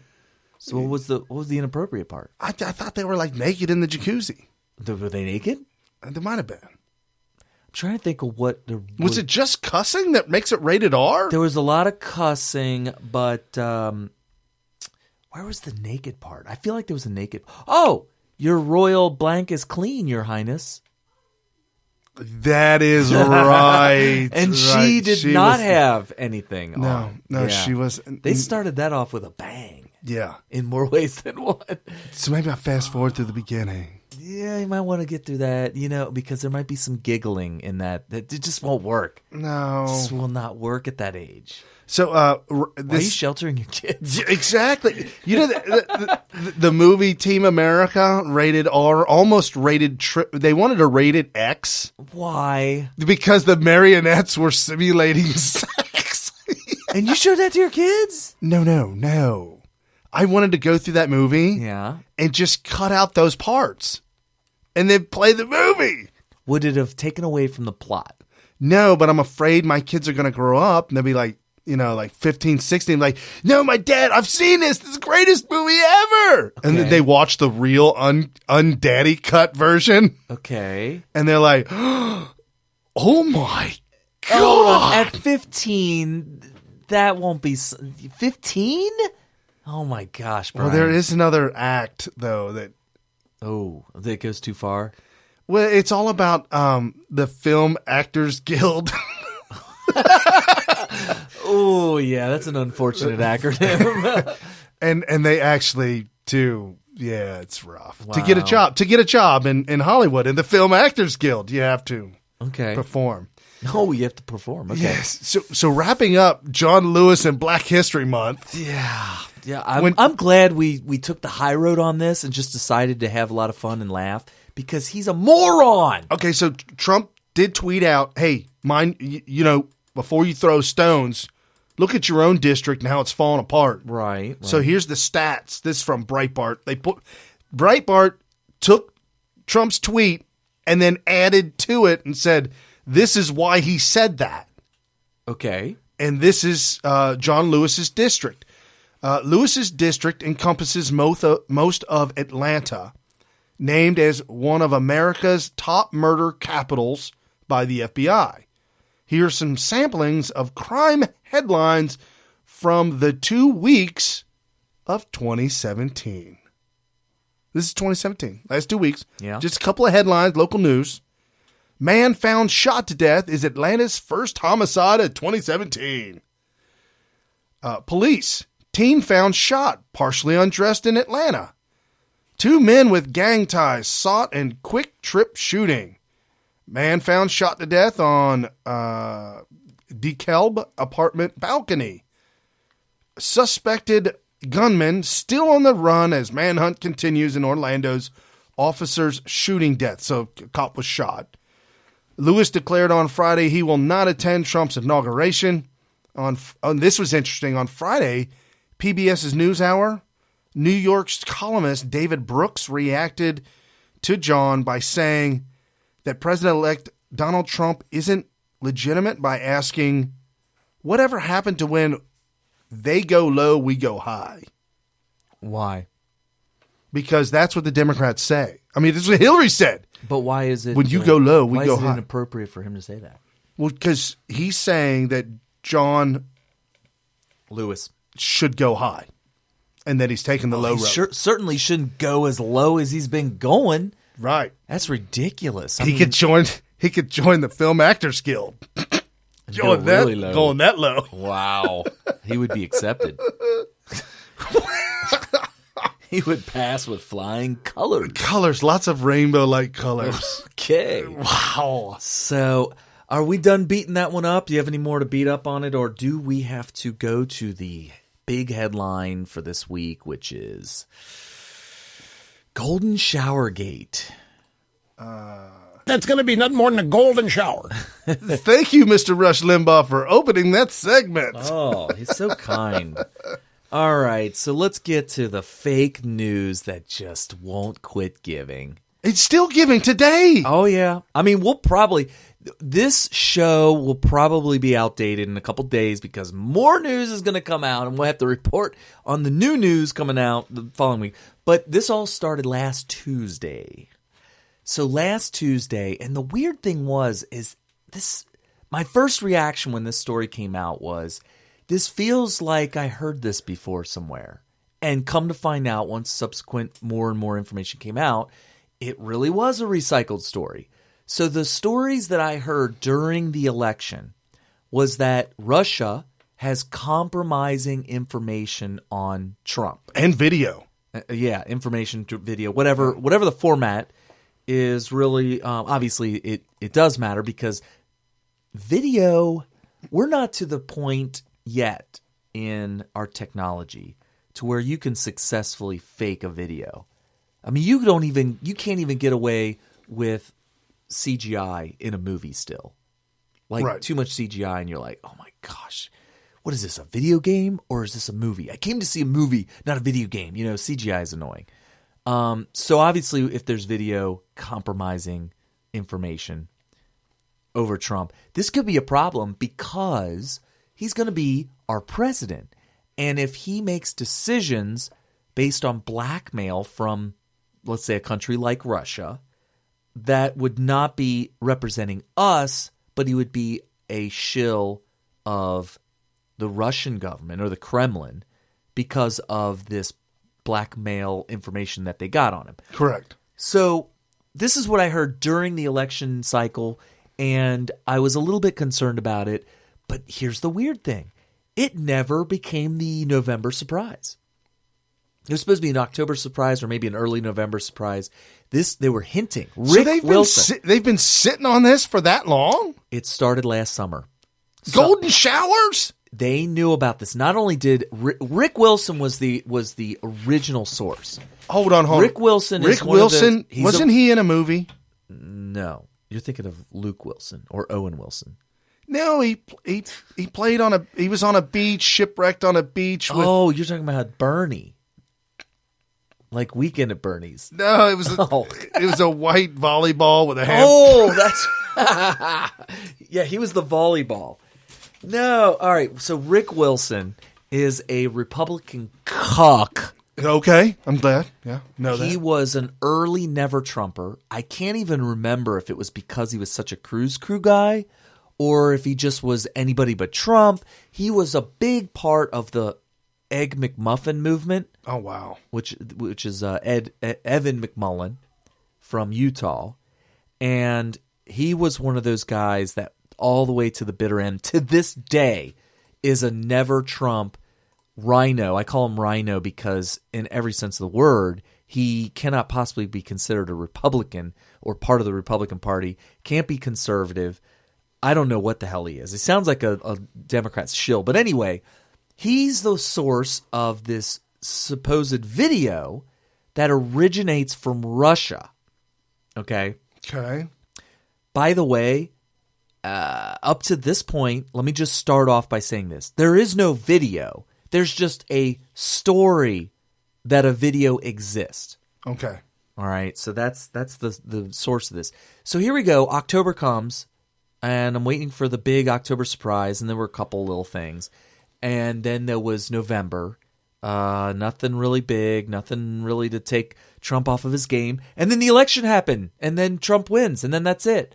So that whole thing of compromising information never came to be. All of a sudden, out of nowhere, on Tuesday, BuzzFeed comes out with their explosive article.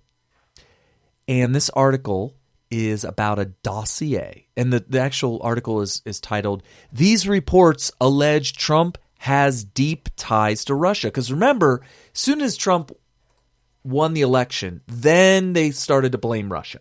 Oh, yes. Remember the hacking and all this kind of stuff. Funny thing is this wasn't even about hacking. Apparently what they're saying is, and I'll just go ahead and start reading this because I don't know if Brian actually read this, and which is great. This is perfect because I want you to listen to the wording of this article. You are just going to be blown away. So a dossier compiled by a person who has claimed to be a former British intelligence official alleges Russia Okay, hold on. Claims to be a former British official. Intelligence. He's claiming that. An MI6 guy. And with supposed... We haven't even gotten into this. Wait till we get into this. Your head is going to explode. All right, I'll stop. Alleges Russia has compromising information on Trump. These allegations are unverified, and the report contains errors. Now, it didn't even say. No, this is even worse. I'll go ahead and I'm going to ad-lib a little bit. There are spelling errors in this thing. No. I'm not kidding. There's formatting errors. Oh, come on. Yes. And this is BuzzFeed. Yeah, well, but yeah, that's the problem. Okay. So the dossier makes an explosive but unverified allegations that the Russian government has been, quote, cultivating, supporting, and assisting, unquote, President-elect Donald Trump for years, and gained compromising information about him has been circulating among elected officials, intelligence agents, and journalists for weeks. Now, I'm going to go ahead and throw in what I know about this. There were journalists, I'm talking blue checkmark journalists, the big wigs, the New York Times. Verified journalists who, when this article came out, they started tweeting, who hasn't gotten this story? They have all been shopped this story. The dossier. It's a 35-page dossier. They've all been shopped, and none of them reported it because nobody could verify anything of this report. Okay, let me go on.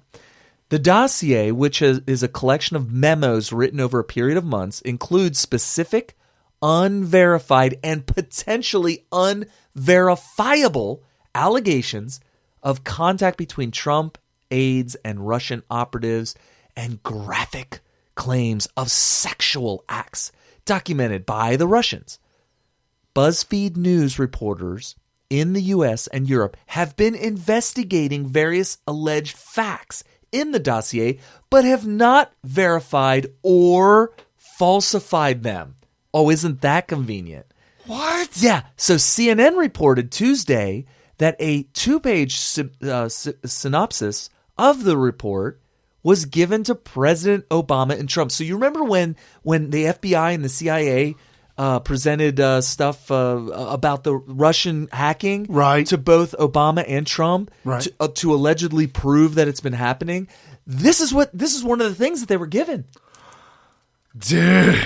The FBI and the CIA presented this to Obama and Trump and said, yeah, we got this from the Russians, by the way, just to let you know. Okay, now BuzzFeed News is publishing the full document so that Americans can make up their own minds about allegations about the president-elect that have circulated at the highest levels of the U.S. government. The document was prepared for political opponents of Trump by a person who is understood to be a former British intelligence agent. It is not just unconfirmed. It includes some clear errors. Isn't that awesome? The report, here we go, here's the details. The report misspells the name of one company, quote, Alpha Group, throughout. It is an Alpha Group, they spelled ALPHA. The actual name of it is ALFA Group. So they misspelled that. The report says the settlement of Barivica outside Moscow is, quote, reserved for the residences of top leadership and their close associates. It is not reserved for anyone, and it is also populated by the very wealthy. The Trump administration's transition team did not immediately respond to BuzzFeed News requests for comment. Can you comment on these allegations? Oh, my However, gosh. the president-elect's attorney, Michael Cohen, told Mike, MIC, that's the magazine, I think, that the allegations were absolutely false. Quote, it's ridiculous on so many levels, he said. Quote, clearly, the person who created this did so from their imagination, or did so hoping that the liberal media would run with this fake story for whatever rationale they might have, unquote. And Trump shot. Okay, by the way, what you just heard me quote of Michael Cohen was the most factual thing in this entire article here. That was pretty much dead on accurate. It actually did come from somebody's imagination. We'll talk about that in a second. Trump shot back with about the reports on Twitter. Fake. This is all capitals, by the way. This is from Donald Trump, real Donald Trump. Fake news, a total political witch hunt, all capitals, and that's all he wrote. Yeah. So his former campaign manager and current senior White House advisor Kellyanne Conway also denied the claims during an appearance on Late Night with Seth Meyers, adding that, quote, nothing has been confirmed, unquote. She also said Trump was, quote, not aware of any briefing on the matter. The document has been circulated for months and acquired a kind of legendary status among journalists. I swear this is what they're writing. Lawmakers and intelligence officials who have seen them. Mother Jones writer. That, by the way, check this out. Mother Jones? Yeah, check this out. Mother Jones referenced the documents in a late October column. I actually remember that. Mother Jones wrote about this in October. They were trying to preempt the fact that it was going to be the October surprise. Harry Reid spokesman Adam Jenelson tweeted Tuesday that the former Senate Democratic leader had seen the documents before writing a public letter to the FBI Director James Comey about Trump's ties to Russia. And CNN reported Tuesday that Arizona Republican John McCain gave a full copy of the memos to Comey on December 9th, but that the FBI had already had copies of the memos. By the way, that broke out that John McCain actually did admit that he did do that. Oh, yeah, he totally admitted. Yeah. So if you have any tips related to this story, write us at trumpstories@buzzfeed.com. So attached to this completely fraudulent is the 35-page memo. And there's all these comments and stuff like that. So check this out. As soon as this came out, CNN came out with an article. This is where CNN, this was the source of Donald Trump calling them fake news in his first big press conference. Right. So CNN comes out with an article called Intel Chiefs Presented Trump with Claims of Russian Efforts to Compromise Him. That's the actual name of this article by CNN. And here's the big, huge slap in the face of CNN. In this article, they link to the BuzzFeed article that I just read to you. So here's the funny thing about the BuzzFeed article. It's loaded with these kind of, you heard me just read it. It's loaded with all kinds of qualifier terms like alleged and unverified and unverifiable. And they did this because they knew they were going out like Gawker. Well, it's going to be their last hurrah, if you will, because they know that they're on borrowed time. As soon as Trump's in office, the press corps will no longer be what it is. Well, first of all, I heard that BuzzFeed actually had White House press credentials, which is an embarrassment to the entire U.S. federal government. The only reason they had it is because I think when the incoming cool, young, hip, black, half-black president had to be cool and show everybody, all the millennials and young bucks and low-information voters, how cool the White House is by giving a fledgling fake news website, BuzzFeed, and then press credentials. And then sitting down with Between the Ferns.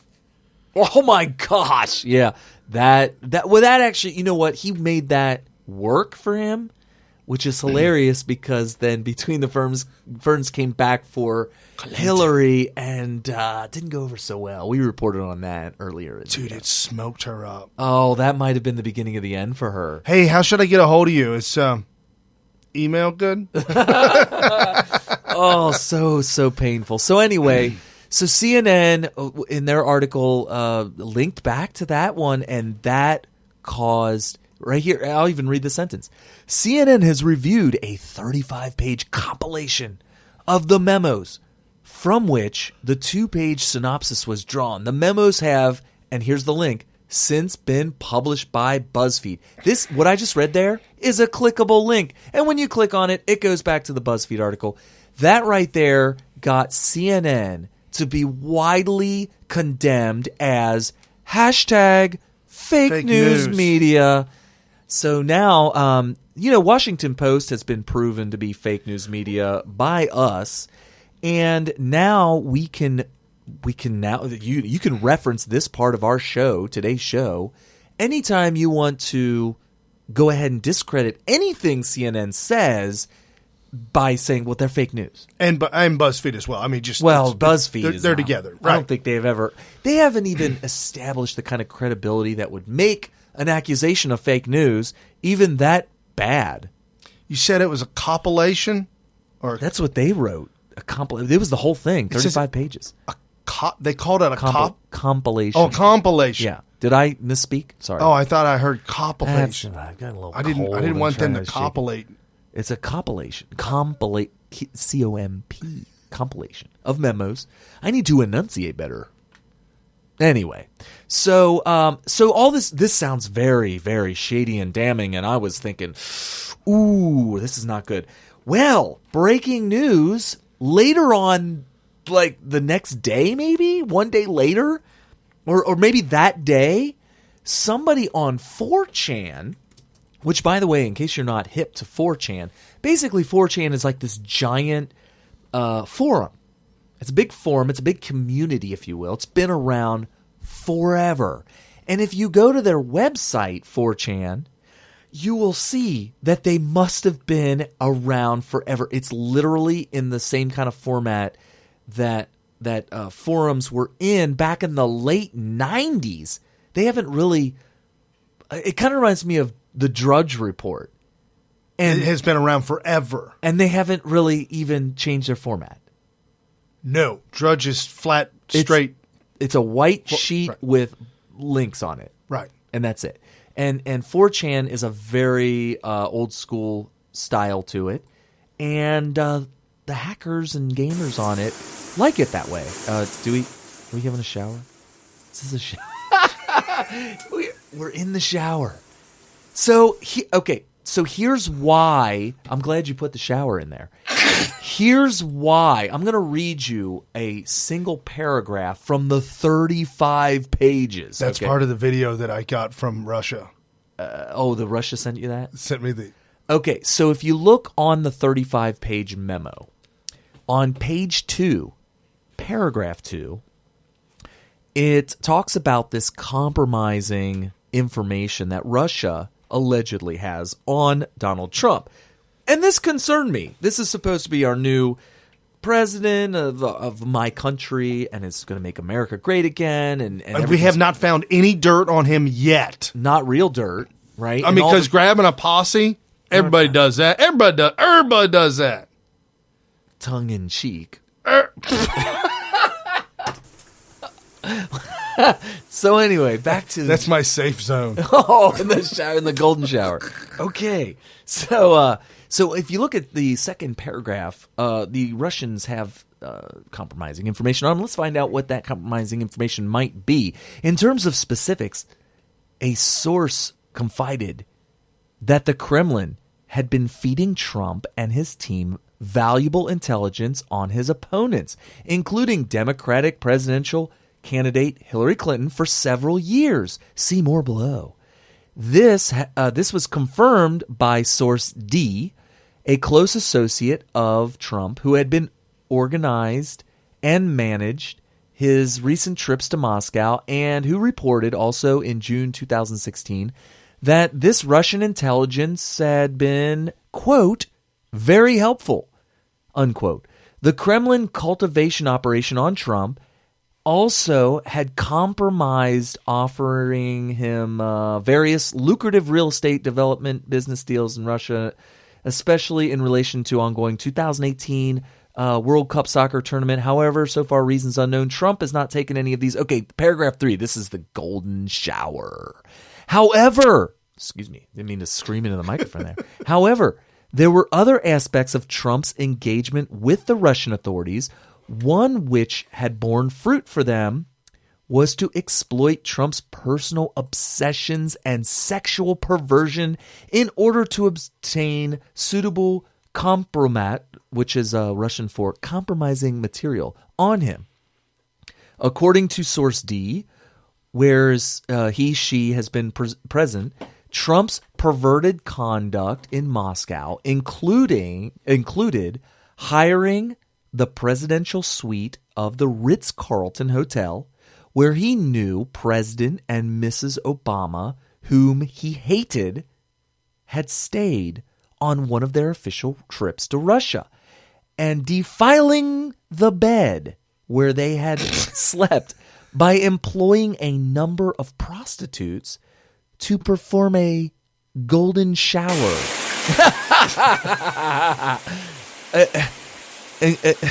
Okay, you could. Oh my god! So they performed golden showers which is, in parentheses, a urination show in front of him. The hotel was known to be under FSB control, with microphones and concealed cameras in all the main rooms to record anything they wanted to, which of course you would want to, so that you can gain this kind of compromising information on, important people such as Donald Trump. Oh, diplomats, dignitaries, politicians, Congress, Senate, anybody with any kind of government power of another country. So that's the key part of the 35-page memo. Key paragraph. That's actually paragraph 3 on page 2 of the 35-page memo. This is very important because that's bad. That's bad, right? You think? Well, guess what? As soon as this came out, a member of 4chan decided to come out with a little bit of a confession. Oh, a confession is certainly in need. So what happened was, and I'll go ahead and pull up the. This is from Anonymous on 4chan, and they're all anonymous. Everybody's anonymous. So they took what I told Rick Wilson and added a Russian spy angle to it. They still believe it. Guys, they're truly effing desperate. There's no remaining Trump scandal that's credible. And that was on November 1st. Holy smoke. November 1st is when two and a half months ago. So this entire mistake-riddled dossier on Trump was written. It was a fan fiction written by a 4chan member who's now taking credit for it, who took credit for it on November 1st. He points out that what the CIA did, and we'll get to how the CIA got to this, was add the Russian spy angle to it, which was that that it could be used to compromise Trump now that he's president. Just like we said about Hillary Clinton and everything that China and Russia have on her can all be used as blackmail, and she's fine with that because she'd sell out the country anyways. So Mike Cernovich, who you should, if you're listening to this and you're not following him, hello, at Cernovich, CERNOVICH. He has a tweet out there where he went ahead and copied the contents of a text message to him because he has sources. So he went ahead and posted this on Twitter, and he said, P.S., when you're in the archives, click on the string digits next to the ID to see everything else that person has posted, so that what I read you about that spy angle, there's a whole thread that you could follow of all the things that they wrote about the Russian spy angle. and you'll see better stuff. And he also wrote, want to know something even better? This is key. Brian, you're gonna be blown away. Part of the proof in the classified report that Trump is brought by the Russians is that a bunch of pro-Russian Twitter accounts with anime pictures all abruptly switched to shilling Trump very shortly after he announced that he was going to run for president. And that was, this is all caps, that was 4chan too. The entire U.S. intelligence community just got punked by a bunch of weeb, I think they meant web, posters, SH_T posters in their mom's basement. So this entire dossier was written by some kid, some bored kid in his mom's basement for fun that wasn't necessarily designed to go to the CIA or the FBI. I don't think they ever dreamt that it would ever get that far. It was given or somehow ended up in the hands of Rick Wilson, who wanted to stop Trump. And when he got this, he said, oh my gosh, this is the October surprise. And so guess what he did with it? John McCain. He gave it to John McCain and said, hey, we can stop Trump with this. Now, just real quick, for those of you who are listening and you're saying, okay, we're making fun of this article because it is hysterical, because it is truly a fake. I mean, right? It's just awful. Okay, that's fine. However, in the mind of a person who is focused on one thing, and it is to remove Trump, to find hate, to find him, you will not see the truth. Oh, he's been blinded. You will only see what you desperately want. He was so excited. Dude, he should be fired. John McCain should be impeached. Well, I mean, I don't think Rick Wilson's employed by anybody. Well, I'm thinking John McCain should be impeached. How did you idiots out in Arizona reelect him? Okay, in John McCain's defense, I'm going to tell you what happened with John McCain. So Rick Wilson ended up giving it to John McCain, and between Rick Wilson and John McCain, or it may have only been Rick Wilson, but one of those guys, either both of them or just Rick Wilson, shopped this to every single liberal news outlet and said, guys, you got to publish this. This is the October surprise. This is it. So guess what journalists did? And they admit this. Once the BuzzFeed article came out, go look it up. There were all kinds of art. There was one tweet that I read from a journalist that said, raise your hand if you got this memo months and months ago. And the joke is that every single journalist got this memo. Got the dossier, every journalist. It was being shopped around to everybody. And guess what they all did? They went around trying to verify it. They can't just publish this. You could, but you would lose all credibility. Which is exactly what happened to BuzzFeed. So anyway, nobody ever came out with it. So guess what John McCain did? He said, well, nobody will ever publish this, but I'm so concerned about it. I'm so worried that we could end up with a president who's under current blackmail of the Russian government. Just to be on the safe side, I'm going to send this to the FBI and the CIA, which we mentioned earlier. As soon as they received it from McCain, they said, oh yeah, we already got this.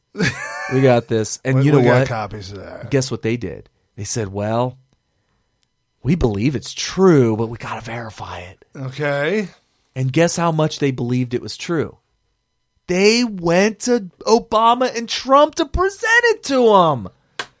If this isn't political, if the CIA is not political, I don't know what. Meanwhile, all these journalists, let me tell you something, Brian and everybody out there listening. For those of you who think that, well, I'm going to give these journalists a lot of credit for not publishing this, except for BuzzFeed, because they were the ones that decided to lay on the grenade. No. They may not have published the dossier, but what did they do? They said, we know that Russians are influencing the election. They want Donald Trump to be elected. And why did they think that? because they didn't have a dossier like this on Hillary Clinton. Right. They want to have control over America through the president, and they were worried that they wouldn't. I'm talking, the journalists believed that the Russians were worried that they wouldn't be able to have the kind of control over Hillary that they would over Trump with a dossier like this. With the video, I should say, with the video of the golden showers. The problem is the Russians are like, man, we'd love to have a video like that. But they don't. This was a 4chan fan fiction that everybody bought into hook, line, and sinker because it's called confirmation bias. Right. Confirmation bias made them truly believe that this was absolutely true. By the way, guess what the new breaking news is? From either yesterday or I think it was Friday. The MI6 operative that was mentioned in this, the CIA and the FBI, I think it was the CIA, mentioned to the British intelligence to please do not release this guy's name. But it didn't matter because he's public now. And before it went public, when they went to go look for him, he was already gone. He's gone. He's missing. He's packed up and gone. Wouldn't you be? Well, the question is why? What's going on here? You think if he's got nothing to hide, he shouldn't be gone? I think that maybe he put his name on something he wish he didn't, because now he's starting to realize that this is a 4chan hoax. Right. Something. So after all of that, congrats to Mike Cernovich for having the kind of sources to immediately get this big. Because look, the guy said it was him in November 1st and nobody knew. Nobody knew that this was a 4chan fanfic on November 1st when he wrote it. But it took for Mike Cernovich's sources to get him hip to what really happened, which was that it was written. And so when he started blowing this up right after, but how could BuzzFeed miss this? No. Oh my gosh. Well, they missed it because they figured it could. They wanted it to be so true. It could grow legs, and if this thing runs, true or not true, if it grows legs and runs, we could be the hero of the Liberal Party. So by the time people start, and by the way, while this was blowing up, and the 4chan hoax news was just starting to trickle through, the media was blowing up about the BuzzFeed article and CNN linking to it, and they were all praising it. Right. They were all for it. They couldn't believe it. They were so happy. Everybody was happy. And then all of a sudden, the backlash was coming to trickle in of, hey, 4chan. What? Somebody in 4chan's taking credit for this? And Mike Cernovich is cracking up laughing. He's doing these live feeds, and he's like, the hoaxing media got hoaxed, and blah, blah, blah. And then there was a backlash to 4chan. Oh, the alt-right 4chan Gamergate hackers. Of course. They want to be known for real news, and they want to be known as not being fake. And yet, they put out a fake dossier. So they're trying to say that 4chan is fake because they put out a fake dossier. No. 4chan put out a fake dossier that you believed was true. They knew it was fake and it was funny, and you took it as truth. They never in their wildest dreams would they know that their troll would reach the very top. This dossier couldn't go any higher. It got all the way to a report with Trump and Obama in the same room with the CIA, and they're presenting it to him. Carrie, could you imagine? If we wrote a fanfic? Carrie, could you imagine? If we wrote a fanfic and it went all the way to the top. God. Just for fun, I wouldn't even remain anonymous. I'd be like, no! Dude, it was me. It was just jokes. It was jokes. You know what I would do?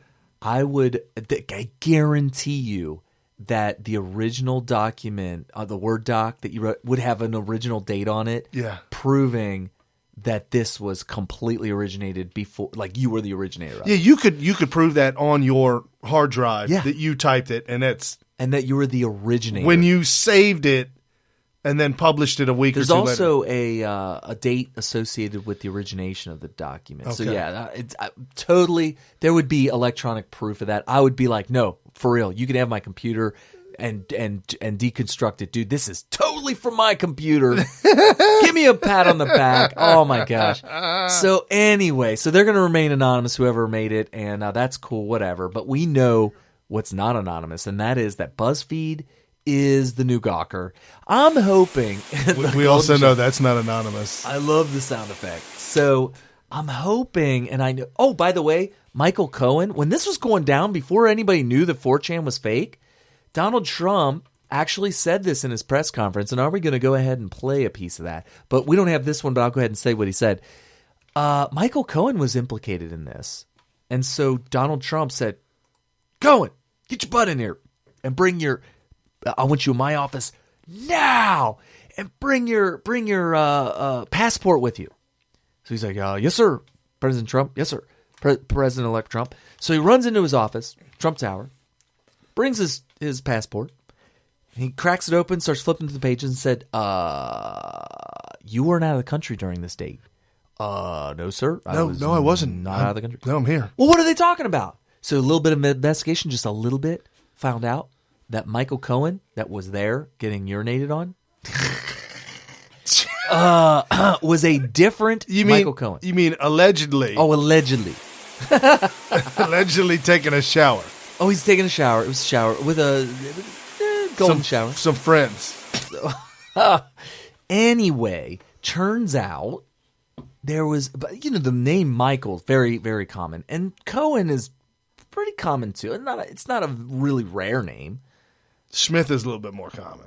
Well, turns out the Michael Cohen that was cited is a different Michael Cohen. It wasn't even the same guy.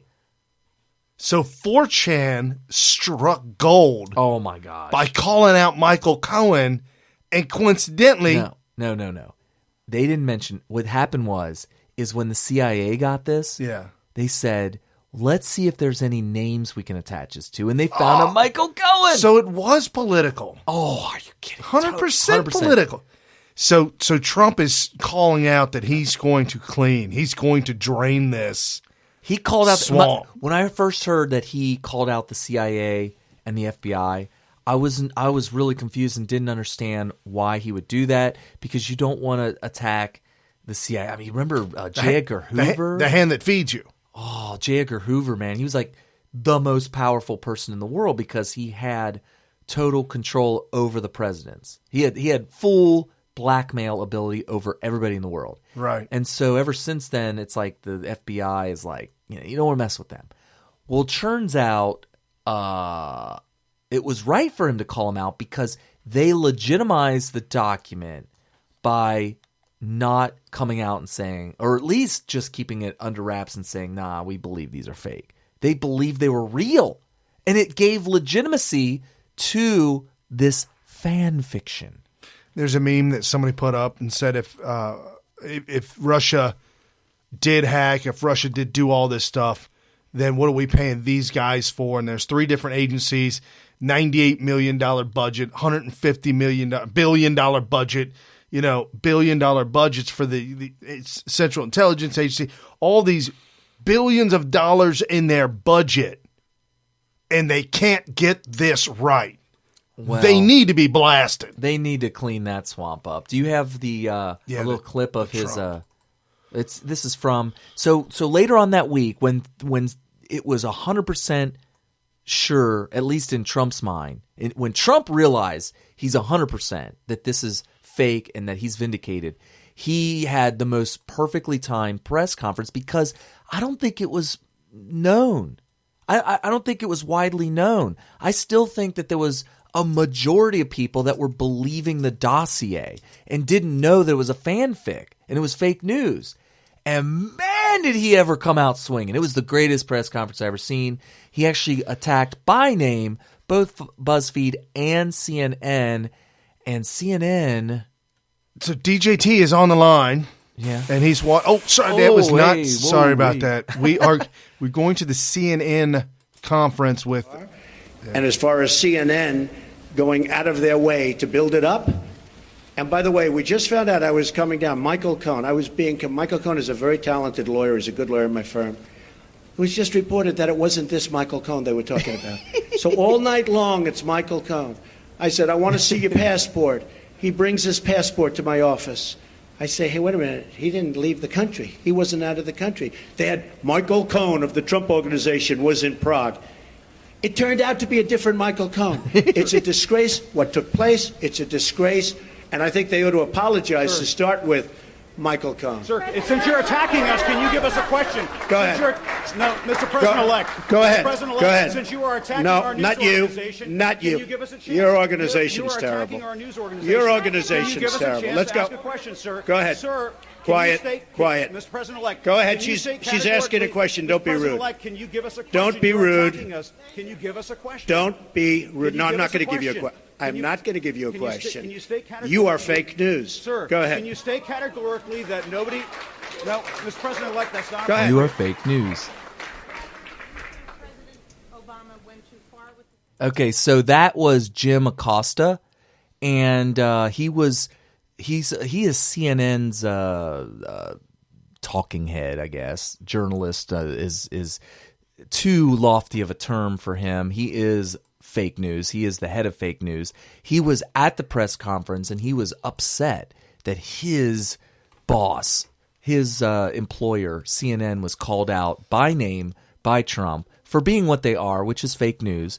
And he decided that he was going to fight back by demanding that he get a question answered. Dude, he was screaming like a protester. By the way, there are protesters now everywhere. They're now in the press corps. This was a protester. This literally was a protester. Yeah, and by the way, I'm just looking at an article. Newt Gingrich called Jim Acosta an idiot. Okay, fair enough. You want to hear what Shep Smith had to say about it? Yeah. Further, President-elect Trump today told CNN's Jim Acosta that his organization amounts to fake news. Yeah. CNN's exclusive reporting on the Russian matter was separate and... Whoa. CNN's exclusive reporting... On what? On the BuzzFeed, the cold showers. So he's giving CNN credit for the exclusive on... It's because nobody else wanted it. distinctly different from the document dump executed by an online news property. Though we at Fox News cannot confirm CNN's report, it is our observation that its correspondents followed journalistic standards and that neither they nor any other journalists should be subjected to belittling and delegitimizing by the President-elect of the United States. So he's saying we can't prove what CNN said was true, but we can't prove it's not true. So for Trump to belittle and demean a reporter, how dare you? CNN is the organization that doctored the 911 tape. Yes! From George Zimmerman, and when he called 911 to report Trayvon Martin as a suspicious character, he was asked what the ethnicity of this stranger was, and he said he looks black. CNN actually carefully edited that part of the 911 tape to make it sound like George Zimmerman offered up his ethnicity unprompted because he's a racist. And that's exactly what they wanted it to sound like, so that they could. This is the very definition, the pinnacle of fake news.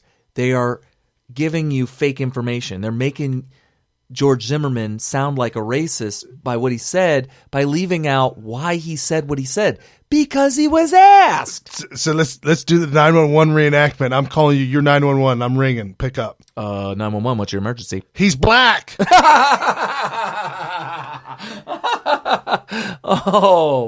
Oh no, you didn't. No. Okay, so that was an actual unedited call from from Brian Smith. Oh my Much God. of what you see and hear on the following program may be shocking and upsetting to you. So anyway, so that's CNN. CNN did that. CNN has been fake news for a long time. They've gotten a lot worse. There was a point where MSNBC was at their lowest and Fox News was at their highest. And CNN seemed to kind of fall in the middle, and they wanted to stay above the fray and out of the drama business. Those days are gone. Because now CNN is the new MSNBC. Because MSNBC can't even keep up anymore. No, I mean, their fakeness is just so far. However, they did uncover some audio from Trump's aircraft. Did you hear about this? No, I didn't. Did they have a secret? Ladies and gentlemen, this is your captain speaking. Welcome aboard Trump Flight 1600 with nonstop service to Canada. We'd like to welcome all our celebrity defectors, and we'll get you out of America just as soon as the tower clears us for takeoff. Once we reach our cruising altitude, flight attendants will pass through the cabin, collecting your U.S. citizenship renouncement forms and serving complimentary beverages and disposable crying towels. And once we reach the drop zone, you'll be guided to the exit ramp at the rear of the plane, where you'll take a crash course on parachute folding and be jettisoned shortly thereafter. We'd like to thank you for choosing Trump Airlines. Hope you have a soft landing. Bye-bye. They're just going to dump them out the back of the parachute. Oh, they need to do that so bad. Well, I mean, don't they ask for that? We're going to move to Canada. By the way, right after the election, or right before the election maybe, Canada said, we don't want you. We don't want you. There were so many people from Canada said, oh, real quick, we got 4 minutes left. Right. Let me play like a minute or two of the SNL. Yeah. Dude, I'm getting my acronyms messed up. Hello, thank you for coming. I'd like to start by answering the question that's on everyone's mind. Yes, this is real life. This is really happening. On January 20th, I, Donald J. Trump, will become the 45th President of the United States. And then 2 months later, Mike Pence will become the 46th. Whoa, dude, that's not cool. That is totally not cool. What does he mean by that? That Trump will resign? It's not, it doesn't matter that that's an option. That was absolutely inappropriate. That was very inappropriate. Hear the fake laughs. I am so excited to live in the White House. I'm even going to have a little pet, like all the presidents do. Bill Clinton had socks, Barack Obama had Bo, and I'll have Paul Ryan. I mean, I'm not gay, but I cannot wait to give it to that man for 4 years. What? What's wrong with being gay? And what's wrong with giving it to Paul Ryan? And guys, I mean, who is excited for my inauguration day? What? Yes, thank you to those people over there who I definitely did not pay to do that. And we have got some of the biggest performers in the world lined up. Hold on to your tits and bits, because we have got 3 doors down. Also, from America's Got Talent, we've got Jackie What's-Her-Face. And best of all, we've got the one Rockette with the least money in her savings. It's not even funny. Dude, that's not even funny. It's not even... Not true, not funny, not any of that. We've also got some huge A-list actors coming, like Angelina Jolie, Ryan Gosling, and Jennifer Lawrence. They will all be at my inauguration, courtesy of Madame Tussauds. I don't know. Get that. I don't know. I need to know more. I must be out of touch. If you throw out something like that, it's got to be a thing that everybody knows about for it to be funny. Well, that's the problem why they're not funny. Okay. Now, as you all know, this is my first press conference in 6 months, and there was so much to talk about. I'm bringing jobs back. I'm picking the best cabinet. So go ahead, ask me anything. Yes, you. Hey, ABC News, I'd like to ask you about your big Russian pee-pee party. No, I am not talking about the pee-pee. They're rewriting history here. Yeah. They want people to think that this is what happened at the press conference. Yeah. Just like, I can see Russia from my house. Right. And it wasn't as cool as it sounds. Next question. Yes, Justice Scalia's death has left a vacancy on the Supreme Court, and many are wondering about your timeline for a replacement. So I guess my question is, did you guys all pee, or did you just watch them pee? Guys, no, I do not want to talk about the pee-pee. I want to talk about what is really important, which is jobs, okay? Because I am going to bring back a thick stream of jobs back into this country. The biggest, strongest, steadiest stream you've ever seen. This country will be literally showered with jobs. Okay, so what they're doing is they're trying to make it sound like it absolutely 100% did happen. The golden shower, the fanfic was actually real, is what they're, and that he's just trying to change the subject real quick. Right. Like, oh no, nothing to see here. You can't prove anything, so I'm just going to act like it didn't happen, even though you guys know it did. Right, and I'm going to shower America with jobs. Well, they're making. You see what I'm saying, right? Oh no, I know exactly what you're talking about. Yeah, so that's fake news for you. And it's getting worse. What you hear every day is a fiction, except for here on Sunday. And love the feedback from everybody around the globe, especially Australia. Thank you so much, Harry, for listening. Love you, DJ T, for listening as well. And Sam Keels, thank you guys. Share us. See you guys on Twitter at Smyth Radio.